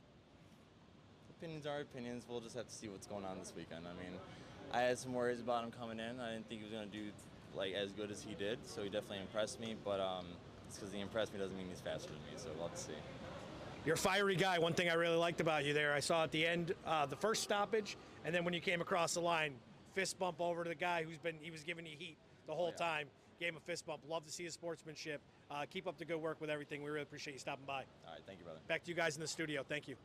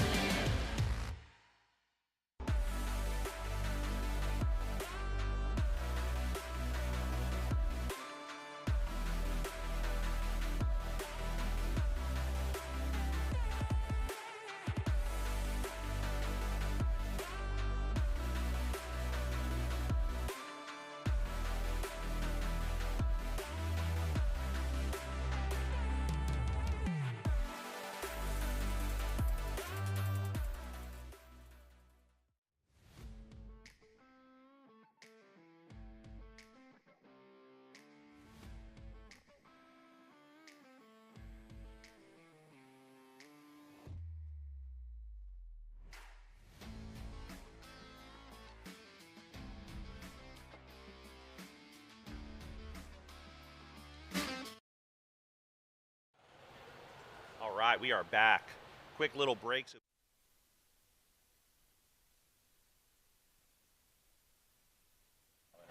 I don't either. Work at a go-kart track. I just deal with internet problems and call somebody. I'm excited about this next one. Been good races. We saw some good back and forth. Racers are getting turned on now. Yeah, we saw Group C and E already face off today. Yeah. And it was a good one. You know, you got Bailey here again coming out, along with Caleb, Brad, Nate, CJ from Palisades, Brandon representing R1, Kyle from Overdrive. Got a good bit of, you got 2 drivers in here battling against each other. We'll see how that goes. It happened once already today. I'm curious. We talked about it earlier. Lights are up. And go. Oh, God, that felt like 30 minutes. I know. You talk about a 4 to 6 second delay. It's not. It feels like forever. Had it. But again, Nate's walked away with that because of everything that happened behind him. So he's just got to keep riding it out for the remainder of the race. But keeping an eye on Bailey there. He wants to make that move on Caleb. Keeping it real close. Yeah, the door's been open a couple of times. Hasn't been able to get all the way in there, but Caleb's going to have to drive a little more defensively. Yeah, he's right on the bumper there. But again, we're only 3 laps in here. Nate's got a good lead. Getting some separation with Brandon from R1 in second place. And then 3, 4, and 5 are kind of bunched up right there. So again, watching the action here.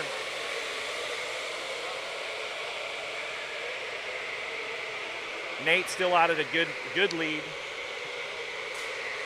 Second place, Brandon pulling away. CJ, who's in third place with Palisades, starting to get a little bit of spread too. Bailey's keeping it tight though on Caleb. Nate's performed well after being in Group E in his 6th of 6 consecutive races and still able to come out on top. A lot of racing. He looks like he's going for just a Sunday drive out there, just him and himself. If I was racing, that's how I want it. Bailey's still keeping the pressure on the whole race.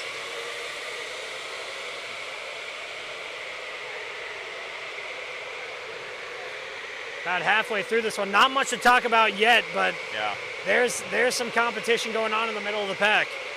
Yeah, first and second place have a nice big lead. Third, fourth, and fifth have grouped up a little bit tighter. Yeah, you can see Caleb gaining a little bit on CJ, and then Bailey still right on top of Caleb. Yeah, Caleb's having to drive real defensively to maintain his position. He's got a lot of pressure with Bailey Tolson on his back.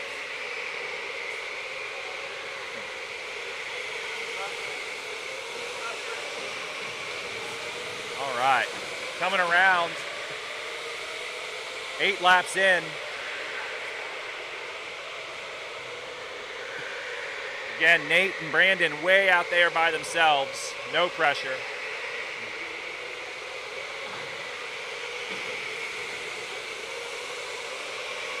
Bailey still keeping that pressure up. Yeah, lap 9 now. Gonna see the white flag here in just a minute. Let's see if there's anything to talk about. And CJ to round out the top 3. Really a great showing from Nate. Had a great showing all morning so far. Nate's got to feel great about that one. Coming up next, we're going to have Teddy representing Birmingham, CJ representing Palisades, Elise representing Jacksonville, Bailey back out representing White Marsh, Aiden representing Memphis, Caleb back out there representing Overdrive, Joe from pole position, and Brad from Victory Raceway.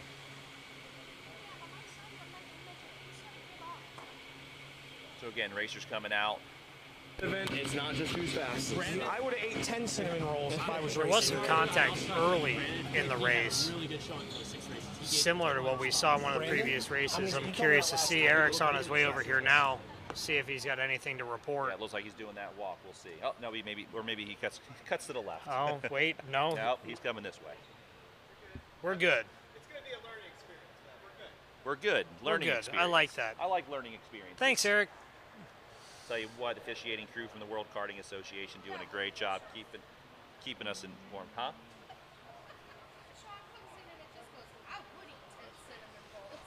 All right.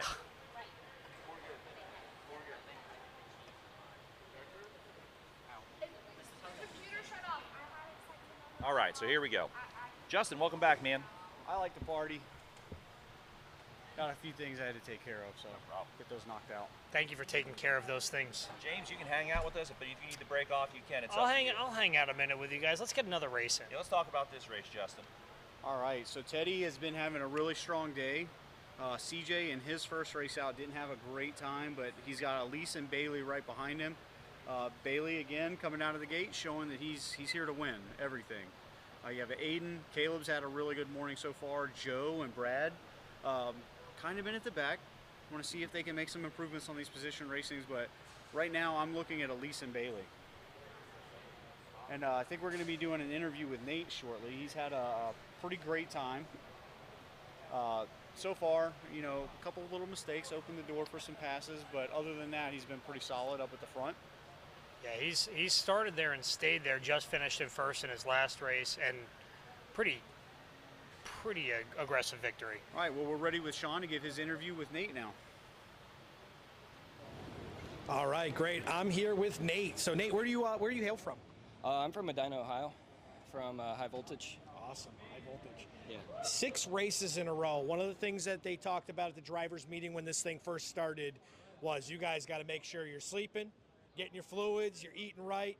Tell me how it felt to just knock out 6 races. 6 races right off the rip. I mean, I'm just glad I don't have to do 6 over here and then hop in and do 6 over there right away. With the scheduling, it almost happened. So, I mean, mentally, physically, I feel great. One of the things that got brought up to me a couple times as the race was going on, you're racing in the heavy class, yes. right? And you're actually out here competing for everything. You're not just, we're not talking just heavy class, you're competing for everything. How does that feel? I wasn't expecting it coming into it. I mean, I know, walking into this, I'm like, man, I don't feel like it, but I mean, I was right on the threshold. So, I mean, it's crazy. Everything's on the line right now for everyone. So. Last year's racers, there was a ton of them there. I don't believe you were with us last year. I've been telling everybody how fast they are comparatively, compared to what you're used to. How fast are the other guys you're out here racing against, and girls? Oh man, my first time here, it's humbling. I walked into this having no expectations, and this whole group of racers has been super welcoming. We've been hanging out every day. They've welcomed me in with open arms. So, I mean, this is probably the best karting experience I've ever had. All right, last thing, I saw the official giving you guys a talking to when you were over there. What did he say? Basically, there's a little bit of contact going on and people using the walls. We're just trying to keep it clean, pretty much. Mid-pack racing gets a little tough. With everything on the line, people's emotions, start running high, but I mean, the second race that I was in was, it was pretty rough. There was an accident right in front of me, and I just happened to get around it. So I had a bad start. I was up front, but just pretty much we're trying to keep it clean. That's what they said. Great. Keep up the great work out there. You're clearly moving up the boards, and good luck the rest of the way. Thanks, man. Back to you guys in the booth. Guys, back to us. I'm excited about this one. What are your thoughts on this one, Justin? Like I said, I've got my eyes on Elise and Bailey. They're starting there in the middle of the pack. Elise has been putting a great amount of pressure on everybody in front of her. Bailey's been super aggressive. Unfortunately, took a penalty in the race that he won and gave the win over to Brandon. But I really want to talk about Nate, who seems to have a stranglehold on that heavy class right now. He's put himself in the front of every heat race that he's been in. Kyle's kind of been at the back. Brad's kind of been at the back. We need to see a little bit more movement out of them as the weekend goes along to see what we can get. I'm also going to keep my eye on Caleb in this race. Strong position racing from him so far. Yeah, he's been able to be defensive when he needs to be, and has been able to take advantage of some position advancements in some of the previous races. So, not a guy I don't think that's going to be super aggressive, but is going to make a move when it's presented to him.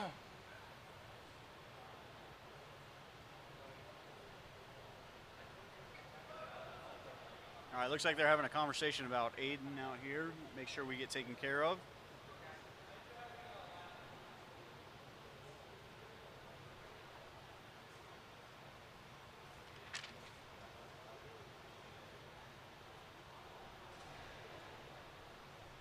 Just waiting on the officials to clean stuff up. I think maybe just a little confusion about where Aiden's supposed to line up, but I think we got it worked out now. Yeah, I love WKA guys doing their job, making sure everything's going the way it should. Eric's got a really good command of the track, been really good about coming to give us information as he can. Really like this officiating crew. Heck, we got Kevin Williams, who's the president of the World Karting Association, decided to come out and do this as well. So love having him and his team out here. Look Drivers, how chill he is back there. Yep, He's just hanging out. Eating a bag of chips, just watching the racing. Where do you get the bag of chips from? That's what I want to know. I'm not going to ask too many questions because I don't know. Lights are coming out, guys. Countdown to start it.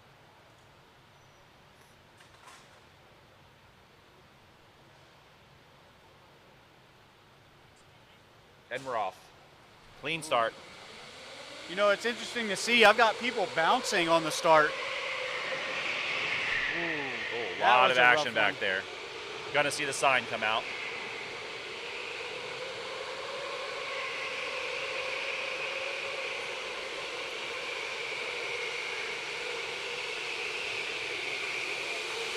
Elise tried to get it on the inside there.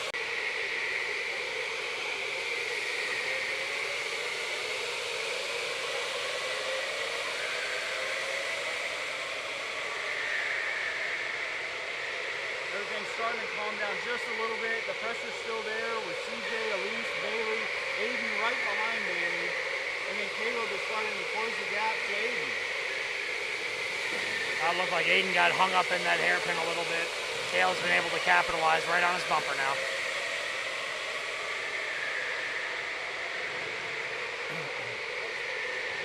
Again, first place, Teddy's way out there in front. He's good to go. Again, battle in second, third, fourth. Elise again trying to make that move on the inside coming through this turn here. She's got to be very careful because Bailey is right there to capitalize on any mistake that she makes in making that pass on CJ. And you got back there behind Aiden. Caleb and Aiden battling out. Caleb's trying to make that move as well. Again, Elise. Oh, she's there. She's there. Little contact she got there squeezed into off. the wall. Oh, and a spin out. Oh, big mistake, big mistake. She can't let off the gas. There is no caution. I'll watch Caleb. He's come up into third. Not sure what. Did she let off? She was expecting the caution, but she's just going to stay slow now. And Aiden has been able to capitalize as well now in second, but the whole pack. We're going to see what happened after that. It's hard to see. I can't see the backside of the track, so it's hard to see what went on there. Yeah, I think we'll get some quality time with Eric after this one. Oh.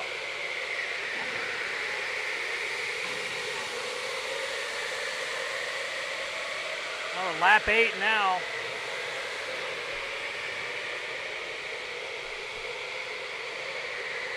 Aiden's starting to pull away. Well, using football terms, Elise has to finish the play. She cannot let off the gas. Unless you see the caution, full throttle. I think we saw a lot of that last year, a lot of the officials wanting to determine what happened after the fact and not make those calls in the moment. I expect a clarification from the officials after the match is over, or this race is over. Even with the clarification, she voluntarily gave up position, so it's not going to help her any. Looks like Bailey trying to make a move on CJ late, but didn't have the room. White flag's coming out. Yeah, Teddy has completely walked away, and not the first time we've seen it happen today either. Don't be surprised if you see Bailey and CJ battle it out in the last lap.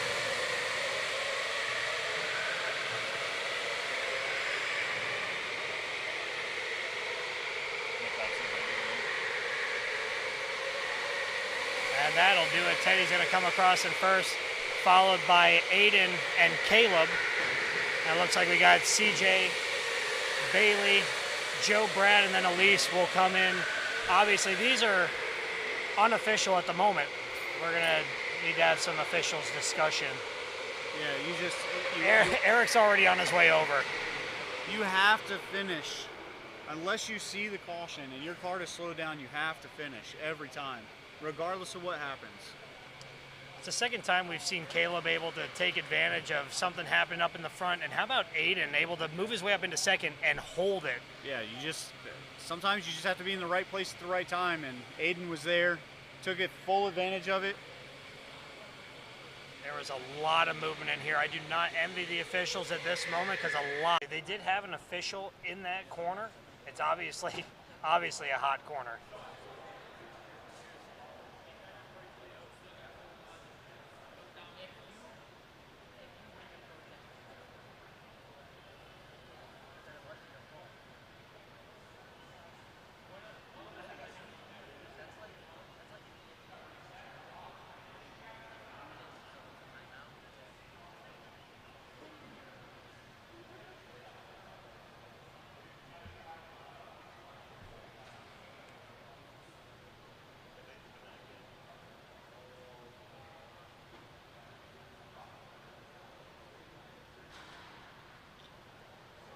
Again, still waiting on the officials to give us what's going on there. A lot of conversation about that hairpin.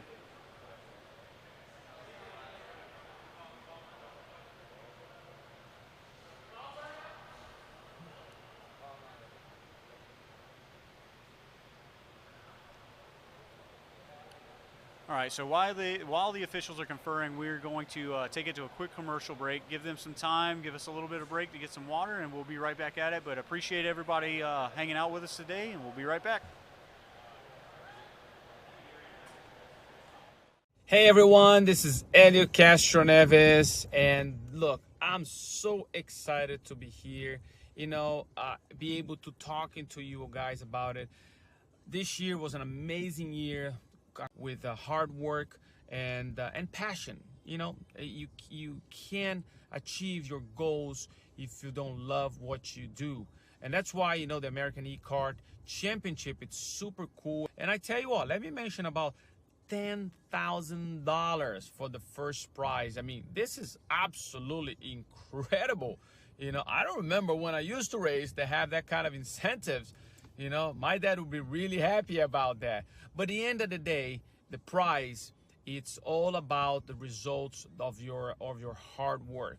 You gotta dream. You gotta think about it, because you gotta have that mentality and the visualization that you're gonna get that. However, for you to get there, you gotta make sure you start way back there. Start hustling, start pushing it, and give yourself to that. So, my word of advice, keep it going, dedicate, have passion. With all of that, you're gonna accomplish your goals. By the way, go to AmericanEkart.com to check it out, all the stuff that you guys needed. And again, all the best, have fun, good luck.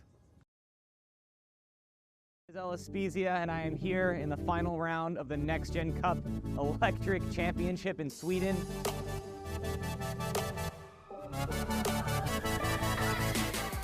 And all of you guys are in Chicago, the exact same place that I was on the grid for AEKC in 2019. Comes in second, Caleb comes in third, CJ, Bailey, Joe, Brad, and Elise. The officials also said that Elise's pass would have been legal if she kept going. It was a racing incident, but because she slowed herself down, her position stands as is. She has to go until she sees the yellow flag, so it's an unfortunate thing for her, but again, those results are official, 100%. And now we are waiting for the next race to get lined up. Again, CJ is going to be on the pole. Teddy starting outside of him. Bailey behind CJ. Elise starting inside of Bailey. Then we have Caleb, Aiden, Brad, and Joe rounding out the rest of that field. It'll be interesting to see if we have any more issues like the last race. But we will wait until the drivers are in their carts ready to go. All right. So the next race is going to be CJ from Palisades, Teddy from Birmingham, Bailey, Elise, Caleb, Aiden, Brad, and Joe. Getting carts assigned as we speak.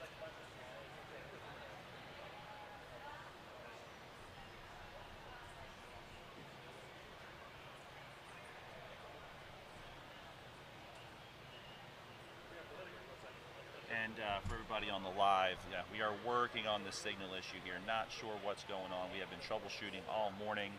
We did not have this issue yesterday. Nothing else has changed. So we are rapidly trying to figure this out for everybody. I do apologize. I will try to stay logged in here on Facebook and try to give updates as I can, but we are actively working on it now. We will do our best here to get it corrected. Drivers are in their carts, they're being turned on, so we'll be out here on the track shortly.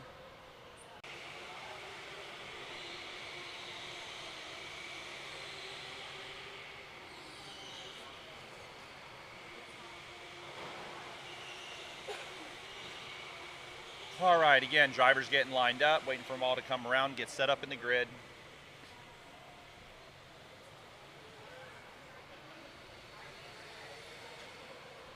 appreciate everybody hanging out with us this morning.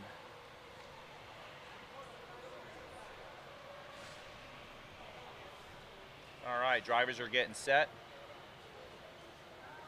Karts turned on.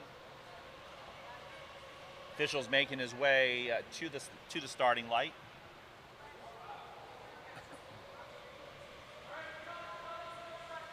All right, Justin, we're ready for a good one here in a moment. Oh yeah, looking forward to seeing if Elise has any ill will in this race. See if she takes it out on anybody, or if she just can keep her head down and make it happen.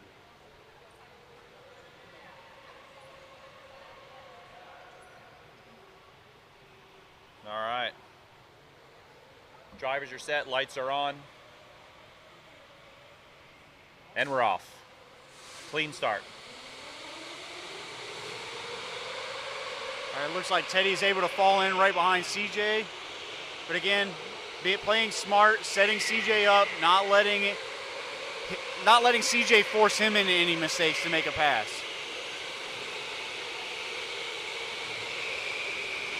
Coming around, first lap. Looks like Joe's going to get on the inside of Brad here. Let's see if he can make a pass.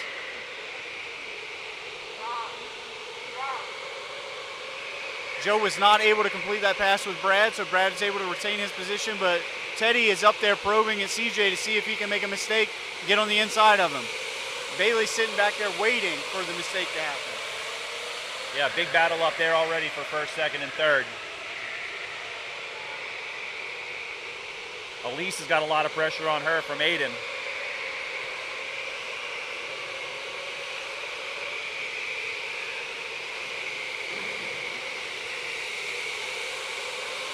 Again, first, second, and third, kind of pulling away from the rest of the pack a little bit.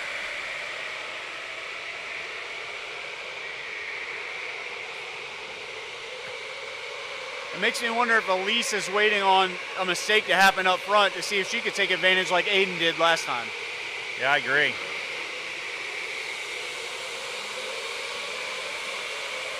Coming around on lap 3.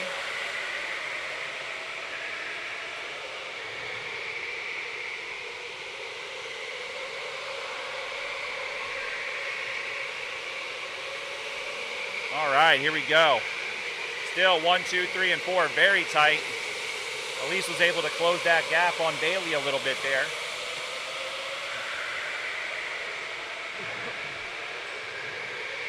Going to be coming around to start lap 5 here momentarily. CJ still in the lead.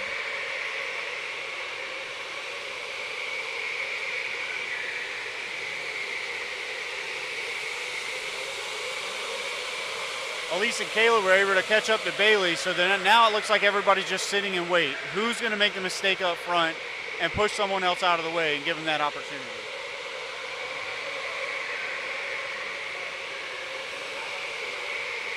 A lot of pressure on the top drivers here.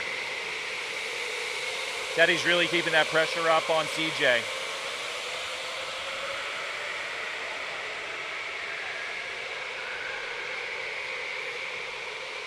We are 6 laps in, going to be coming around for lap 7. Oh. Almost there, but there it is. But Elise Bailey still has dominant fighting. position. Wow. A lot of action in that 3, 4, 5. Absolutely. Oh. Great move by Elise. Patient. Sat there, waited, opened the door, moved in. Now she's got to hold it. She'll have Bailey on her back bumper. We're getting ready to get the white flag. Final lap. That was because Bailey was trying to find a way around Teddy, opened up the door for Elise.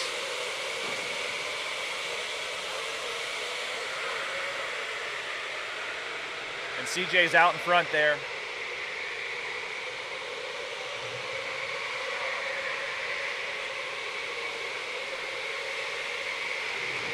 Checkered flag is out.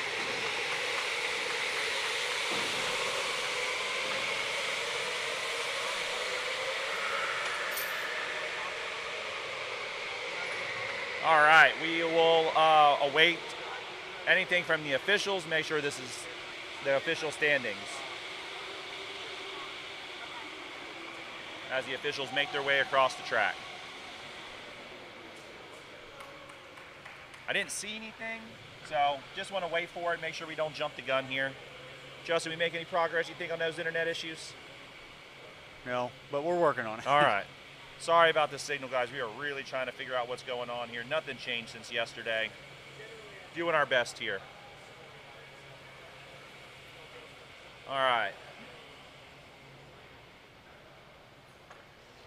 Did some troubleshooting, but I don't think it's anything on our end. We're going to try and see if we've got Officials are having a little bit of a conference here. We'll see what they're talking about. We'll see if the service provider that gives us the internet is having issues, and that's next on the line. But everything inside the building right now is working as expected.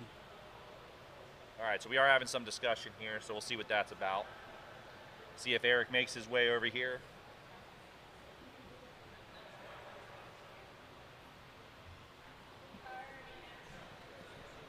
World Karting Association out here doing their work, earning their money today.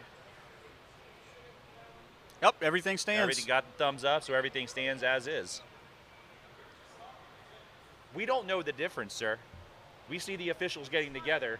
Oh, if you're smiling, if you're not smiling, okay. I don't know. I've seen him smile when he's making bad decisions. We're going to go to an interview, so we're going to send it over to Sean Thresher. Thanks, guys. I'm here with CJ, Audubon Indoor Speedway Palisades. CJ, where are you from? I'm from New Jersey, but I race in New York. Okay, my great. home place. Yeah. So, and they're early set from today. Kind of a few races out of the way.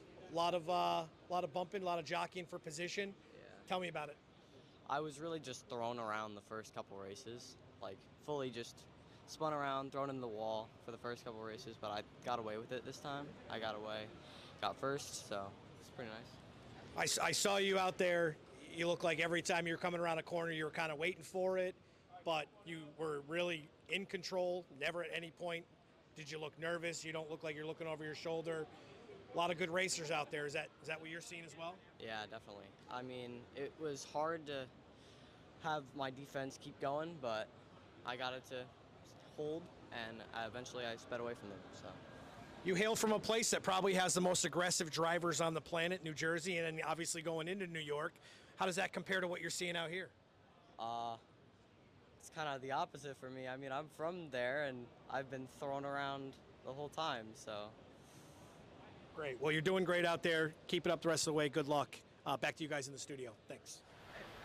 All right, back to us. Great interview. Always appreciate it, Sean. Going to gear up for the next race. Who's up in our next heat, Justin? All right, so the next heat, we're going to have Jonathan Rumpel from Autobahn Manassas sitting pole. Teddy's going to be outside of him.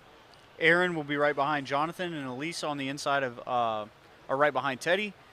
And then Austin Partillo, Aiden, Matthew, and Joe Dombrowski will wind out that field. So not too many aggressive racers in there. We'll see if Matthew's able to make any moves, and our defending champion, Austin, see if he can move up. But Elise, nice pace at showing last time. Up on. But just be calm, be patient. Let other people make the mistakes. But with that being said, you know, we need to thank our sponsors, everybody out there today that made sure that this event was going to happen. Gallagher Insurance, Club Speed, Kart One, Apparels Mart, Proforma.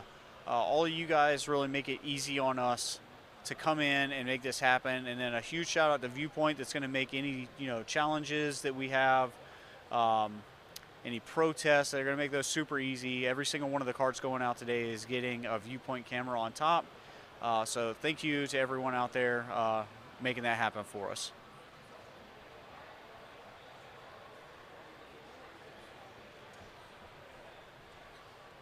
All right, and we're just gearing up, waiting for the officials to bring the carts out onto the track.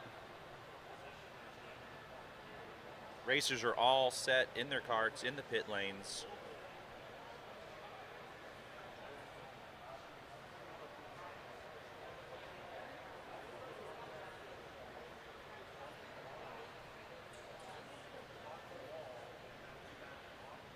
All right.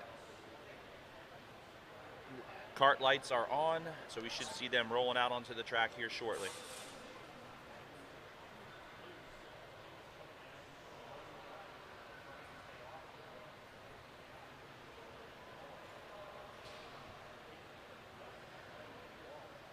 All right.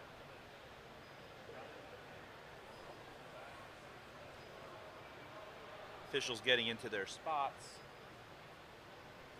Dakota's getting ready to walk the drivers out.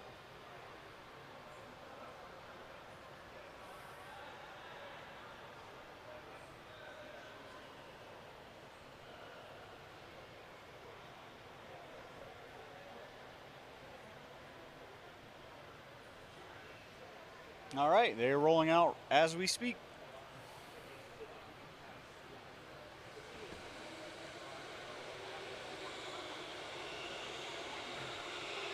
All right, coming around for that quick warm-up lap so we can grid up.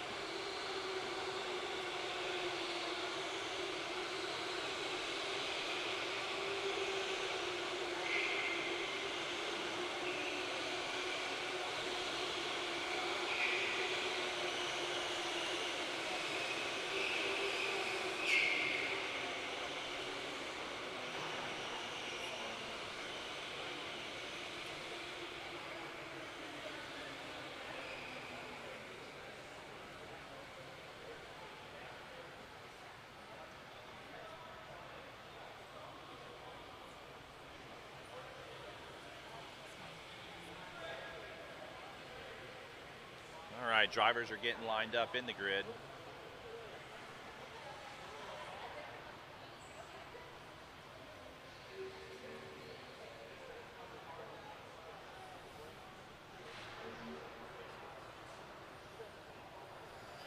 It'll be interesting to see if we have any aggressive moves coming in the hairpin. It seems like on this first lap, a lot of people get bunched up on that inside lane.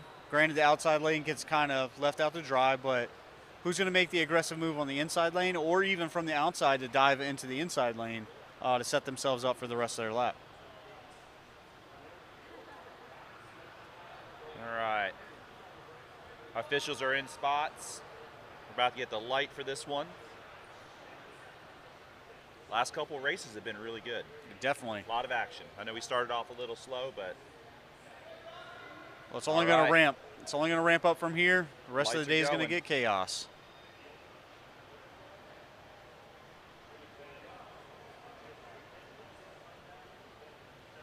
And we're off. It feels like an eternity with that light. I'm going to say it every time.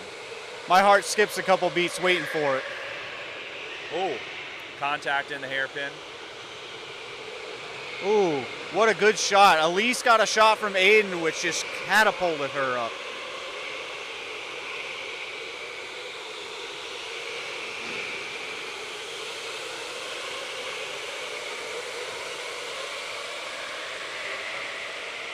First, second, and third pulled away a little bit there on that lap. Elise is coming up strong. With Austin hot in tow.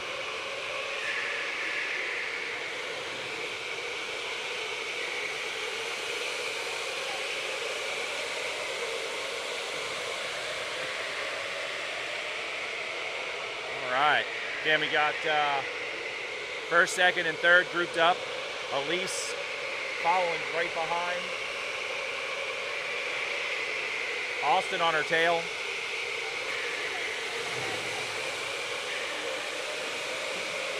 I think Elise learned her lesson last time. She's going to sit back and wait for the other people to make mistakes.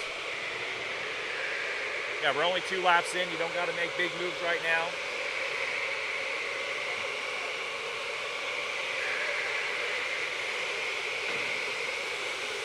First, second, and third got a real battle going on up here.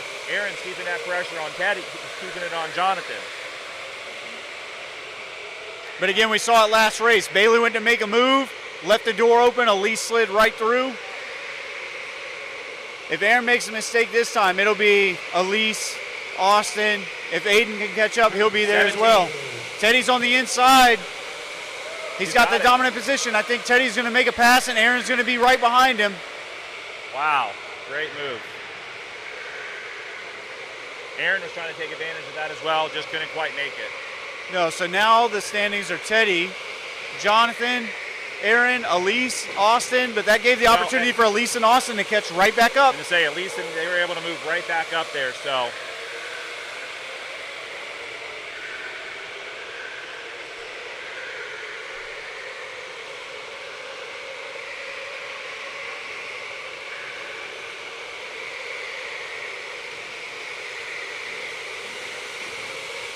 Teddy's able to trying to work a little distance in between him and second place. But they're staying hot on his tail. Aaron's looking for that same hole that Teddy was able to find.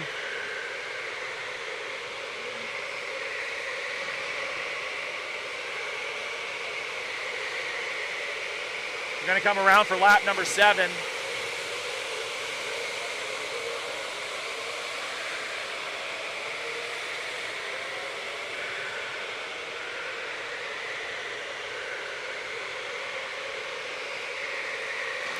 Looks like everybody's calmed down a little bit. Aaron tried to do a little bit of a sin there through the hairpin, cut the track short. Aaron's really trying to make that move on the inside.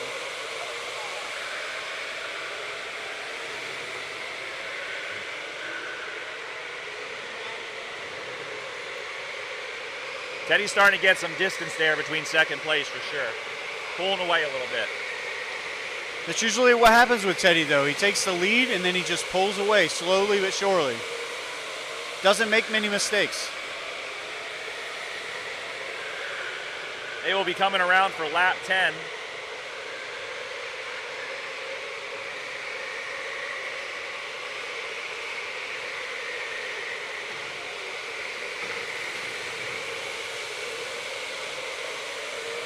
Going to come around. We're going to get the white flag on this next lap.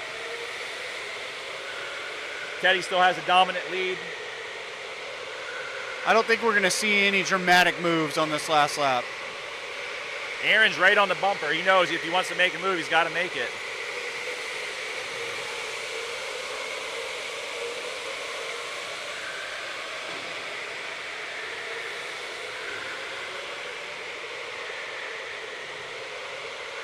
Final hairpins coming up.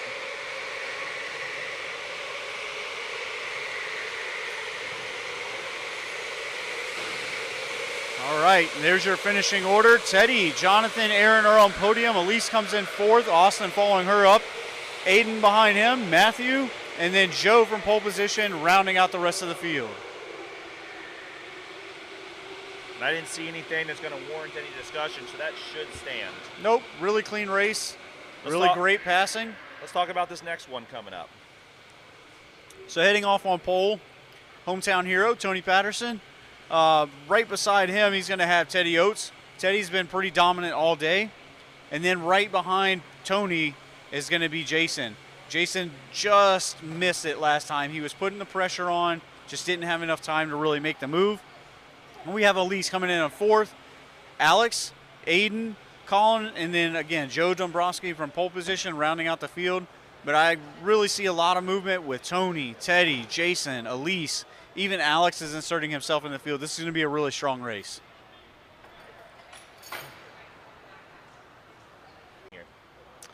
Yeah, we've got a couple great broadcast positions while we're here. Got the crowd coming up and talking with us on both tracks.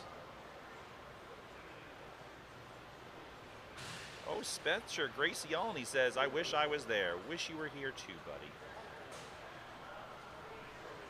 Former AEKC competitor. Again, waiting on this next race to come out, getting all the carts assigned. Back gates opening. We should see them out here shortly. Shout out to the World Karting Association, the work you guys are doing today. Really, really appreciate it. Makes life easy.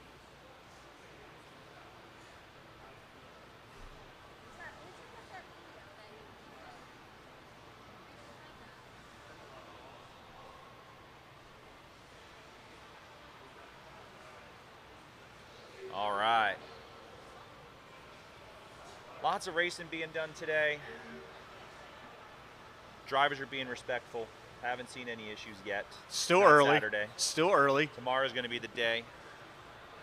Fighting for those last points. Well, I think once we get through these heat races, these early morning heat races, and people know where they stand points-wise, they're going to get more aggressive. Yeah, then you got to strategize. What do you need to do? Again, I'd like to shout out the crew here. I mean, we're putting on a ton of races, more races than we've ever done before. More opportunities to earn points. And I think last year was essentially three chances each track to earn some points. We are doing a ton more.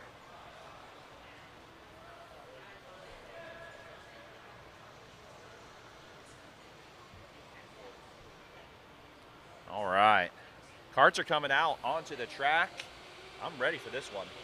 It'll be interesting to see if Jason can put on another dominant performance and be there at the end. See if he can actually make the pass this time. I think he waited a little bit too long.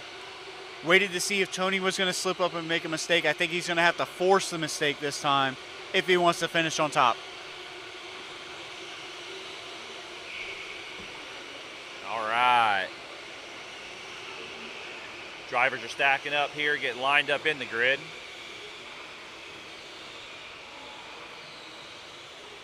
Group E and B.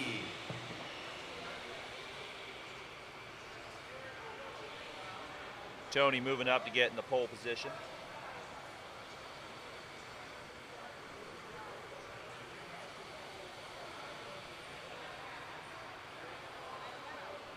I wonder if Teddy's going to make an aggressive dive to the inside line or if he's going to stay in that outside lane and get hung out to dry. It'll be interesting to see what he does. Tell you what, I am enjoying this new start with the lights versus waiting for the hand to drop. I haven't seen any early starts. Nope, not at all. So that was we had a couple of stoppages last year because of that and had to reset the whole grid. So I am happy to see that this year. Definitely.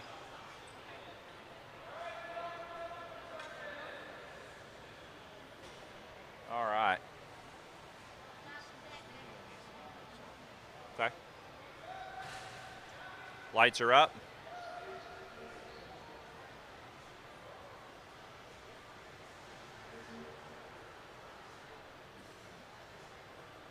All right, lights out. Everybody's off.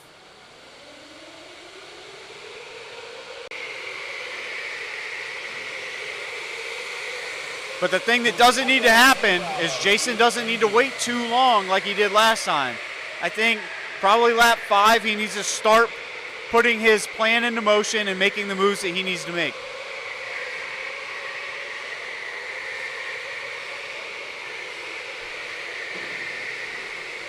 Oh, he's there. Jason's on the inside. Teddy slammed the door closed. Didn't try to. He slammed the door closed. We'll see if the officials have anything to say about that.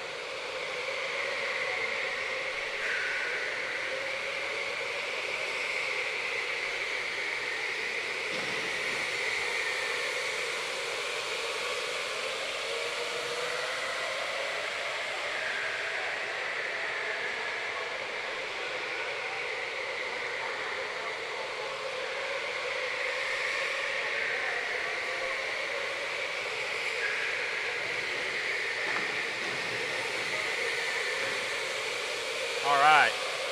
Sorry about that. We had a little break there. All right, Justin, we're back. All right. So not seeing much movement. Tony's pulled away a little bit from Teddy, and Teddy's pulled away from Jason, so they're kind of gapped out there. But behind Jason, Aiden is making a drive. Elise is making a drive. And it looks like Alex is right there as well. All right, we are coming around for lap number 7.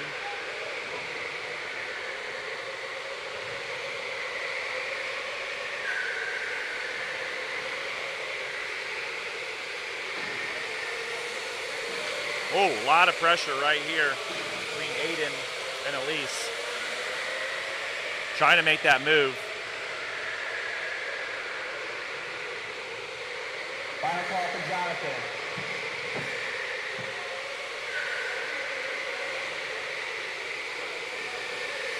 All right, coming along lap number 8. Elise keeping the pressure up. Big separation now between first, second, third, fourth, fifth, sixth.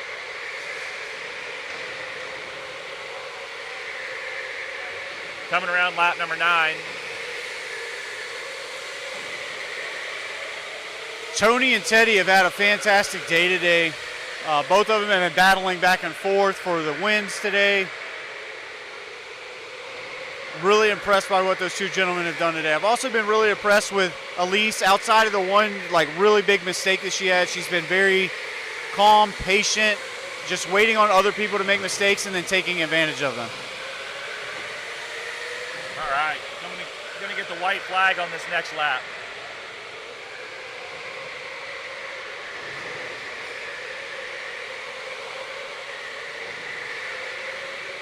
Final lap, white flag is out. Now the pressure's back on. Teddy is there. Jason is there. Are we going to see a move?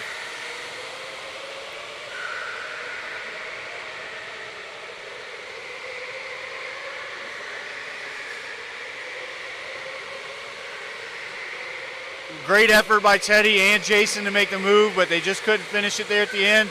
So it will be Tony, Teddy, Jason, Aiden, Elise, and Alex, followed by Joe, and then rounding out this field is Colin.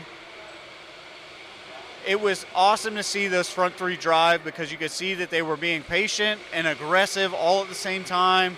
They were setting each other up, and then on that last lap, they just closed everything back up to see what can happen.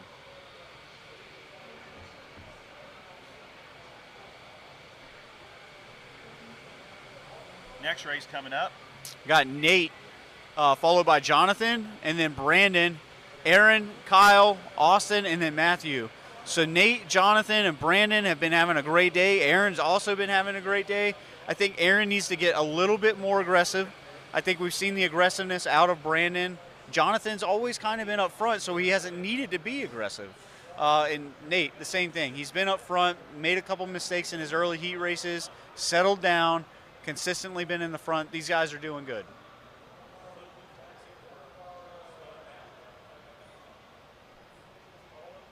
All right, next race is getting all set up. WKA officials hiding from us again. Can't hide, fellas.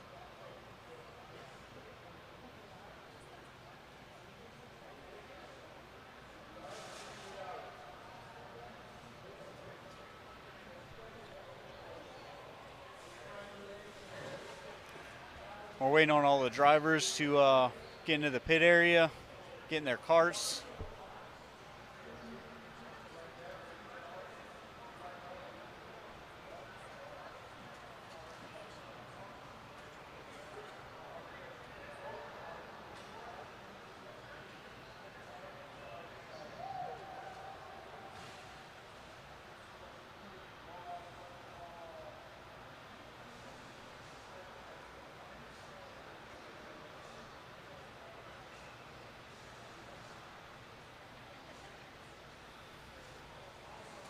All the officials are in there talking about that race. Pretty clean, a little aggressive at the end, but been a pretty good day of racing so far. No huge issues, just the one with Bailey getting moved back from the win, handing everything over to Bailey handing the win over to Brandon because of a little mistake. The other mistake by Elise, slowing down, letting everybody pass her, backing off the field. She didn't look too frustrated by it, but you know, every point counts. So we'll see if that has a large impact on her come pre-finals and finals tomorrow.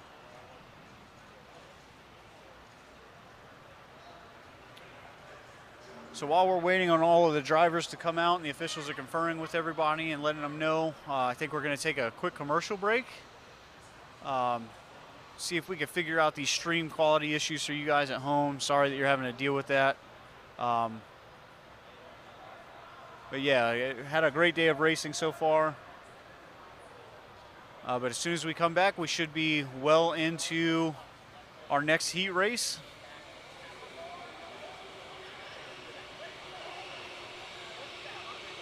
But yeah, again, thanks everyone. If you're looking for the ultimate getaway without going away, then race to Pole Position Raceway. It's the perfect place for kids, teens, and adults. Pole Position Raceway. Real, fast, fun.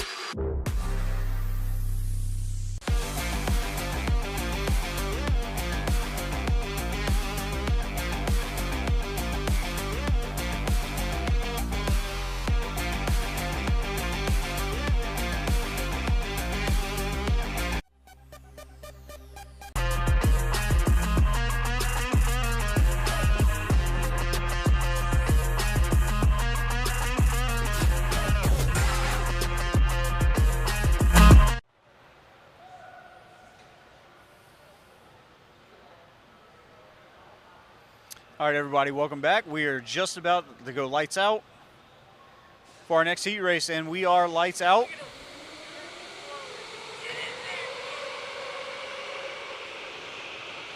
So we've got Nate, Jonathan, Brandon in third, Aaron in fourth. Looks like Kyle Morris made his way into fifth, and then Matthew behind him in sixth. And then Austin Partolo rounding out the field, but Austin is looking to make a move on Matthew right now.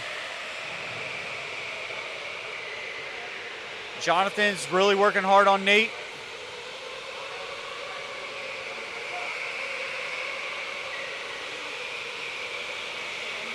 Matthew's also putting in work on Kyle back there. Wow. What a setup. Brandon's on the inside. Can he make the pass? Oh, wow. 2 on a straightaway. Fantastic move by Brandon. Fantastic move by Brandon. Aaron was there to capitalize on Jonathan as well. Couldn't finish it on Nate, but Brandon took out 2 people in the span of a straightaway.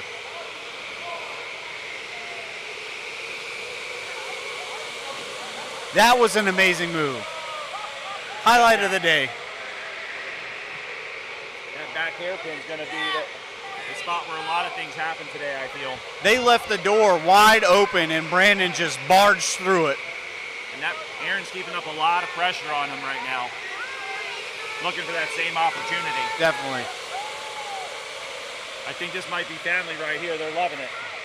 Yeah, they brought a whole cheering section for Brandon, but he's come out today and showed us what he's made of. Again, those position races are equalizers for everybody.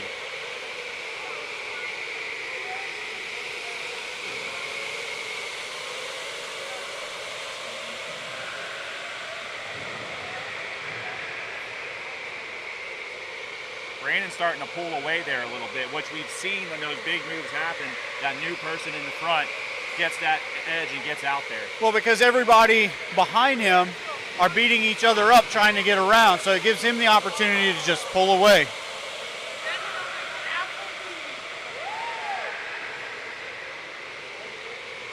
Nate's doing everything he can to hold Aaron back, but Aaron has to get a little bit more aggressive.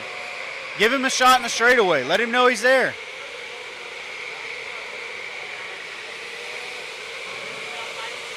But he's also got to be careful. The 2 guys behind him ready to make that move as well. Definitely. They've been battling out. Matthew's starting to get aggressive on Jonathan there. The pickle is not patient today, folks. All right, here we go. Turning into the last turn here. Second, third, fourth, and fifth are right on each other's bumpers the whole way. But you saw it down the straightaway. They were all kind of staggered and moving around to see if they could find an opening.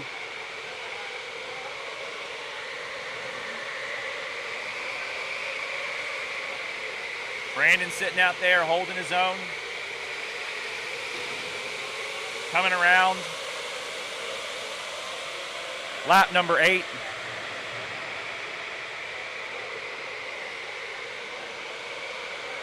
You know, it's good to see Kyle keeping the pressure on Austin back there. He opened up the door to let Matthew through, and unfortunately Austin was right behind Matthew and they both passed him. But Aaron's poking. Aaron's starting to make some moves here. He's trying. Aaron tried to put a nose in there, and again tried to get on the inside going in that first hairpin. He knows we're coming out. We're getting ready to come around for lap number 10. Oh, a mistake by Jonathan. Kept his foot on the brake. The pickle made a pass. Wow. Austin almost got inside of Jonathan as well. Going to get the white flag on this next lap.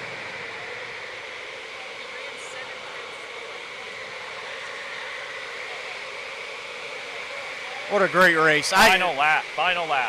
Brandon took out 2 people in the span of a straightaway, and they left the door wide open for him. I am absolutely shocked that it happened, but Brandon is thrilled.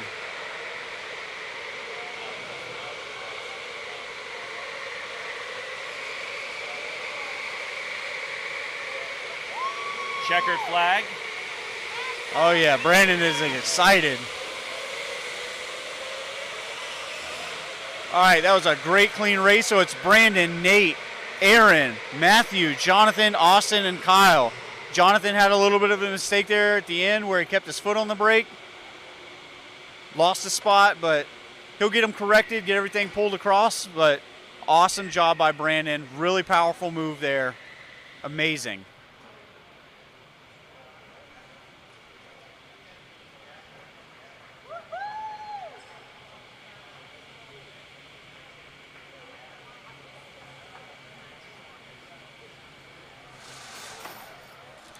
It's also like a sneaky good drive by Matthew Pickle back there. You know, he started towards the rear of the field and he just took advantage of all of these mistakes that the drivers in front of him were making and just pulled it through.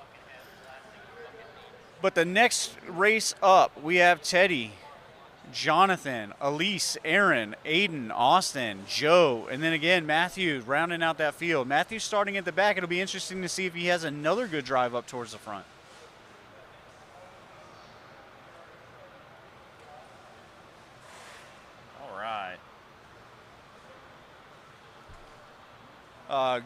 Give us 1 second, folks. We've got a deep dish pizza order getting ready to happen. So get some of that great Chicago deep dish. So give us 1 second.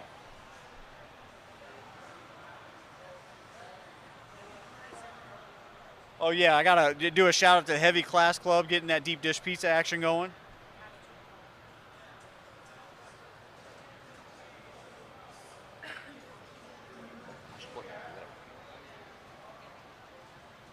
All right, guys, we're going to get ready to go to an interview here with Sean. And I think he's ready, so let's go ahead and go over to Sean. All right, thanks, guys. I'm here with Jonathan from Autobahn Indoor Speedway Manassas. How's your run going so far today? Well, I mean, it started great. Isn't going so great now. That last race, I thought I was going to make a comeback, stalled my kart going into a corner, and plummeted to the back.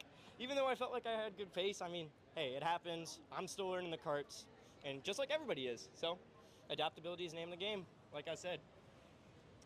You've really been making Manassas proud here. You know, obviously, you know the general manager now here. He was telling me about you even before this started. He said, "Listen, Jonathan's a lot better than you think he's going to be." Not that I had any preconceived notions about you, but you've actually been just as good as he said you were going to be, if not even a little bit better. Based on what you see in your leagues where you come from, how's the speed difference here? Speed difference, I think it's just that all the drivers are much closer together when it comes to qualifying pace and race pace. I mean, one little mistake, that's it. Like, you have to be on your A game all the time. So, I mean, Dakota's been saying endurance is name of the game, adaptability is name of the game. You lose focus for 1 second, I mean, that's it. It happens. A lot of races back-to-back. Dakota talked about it in the driver's meeting. You guys got to make sure you're sleeping right. Obviously, nutrition, water, all those things. Is this what you expected? Is this a little bit more than what you expected in terms of taking a toll on your body? Well, these karts definitely have a much heavier steering than what I'm typically used to because I drive the original Storms back at my home track. So I didn't realize, especially on Le Mans, less than Monaco, there's a lot of physical effort you have to put into the kart just getting it to stick around a corner. And I mean, yeah, when your endurance starts falling off, you start getting sloppy. Right, great.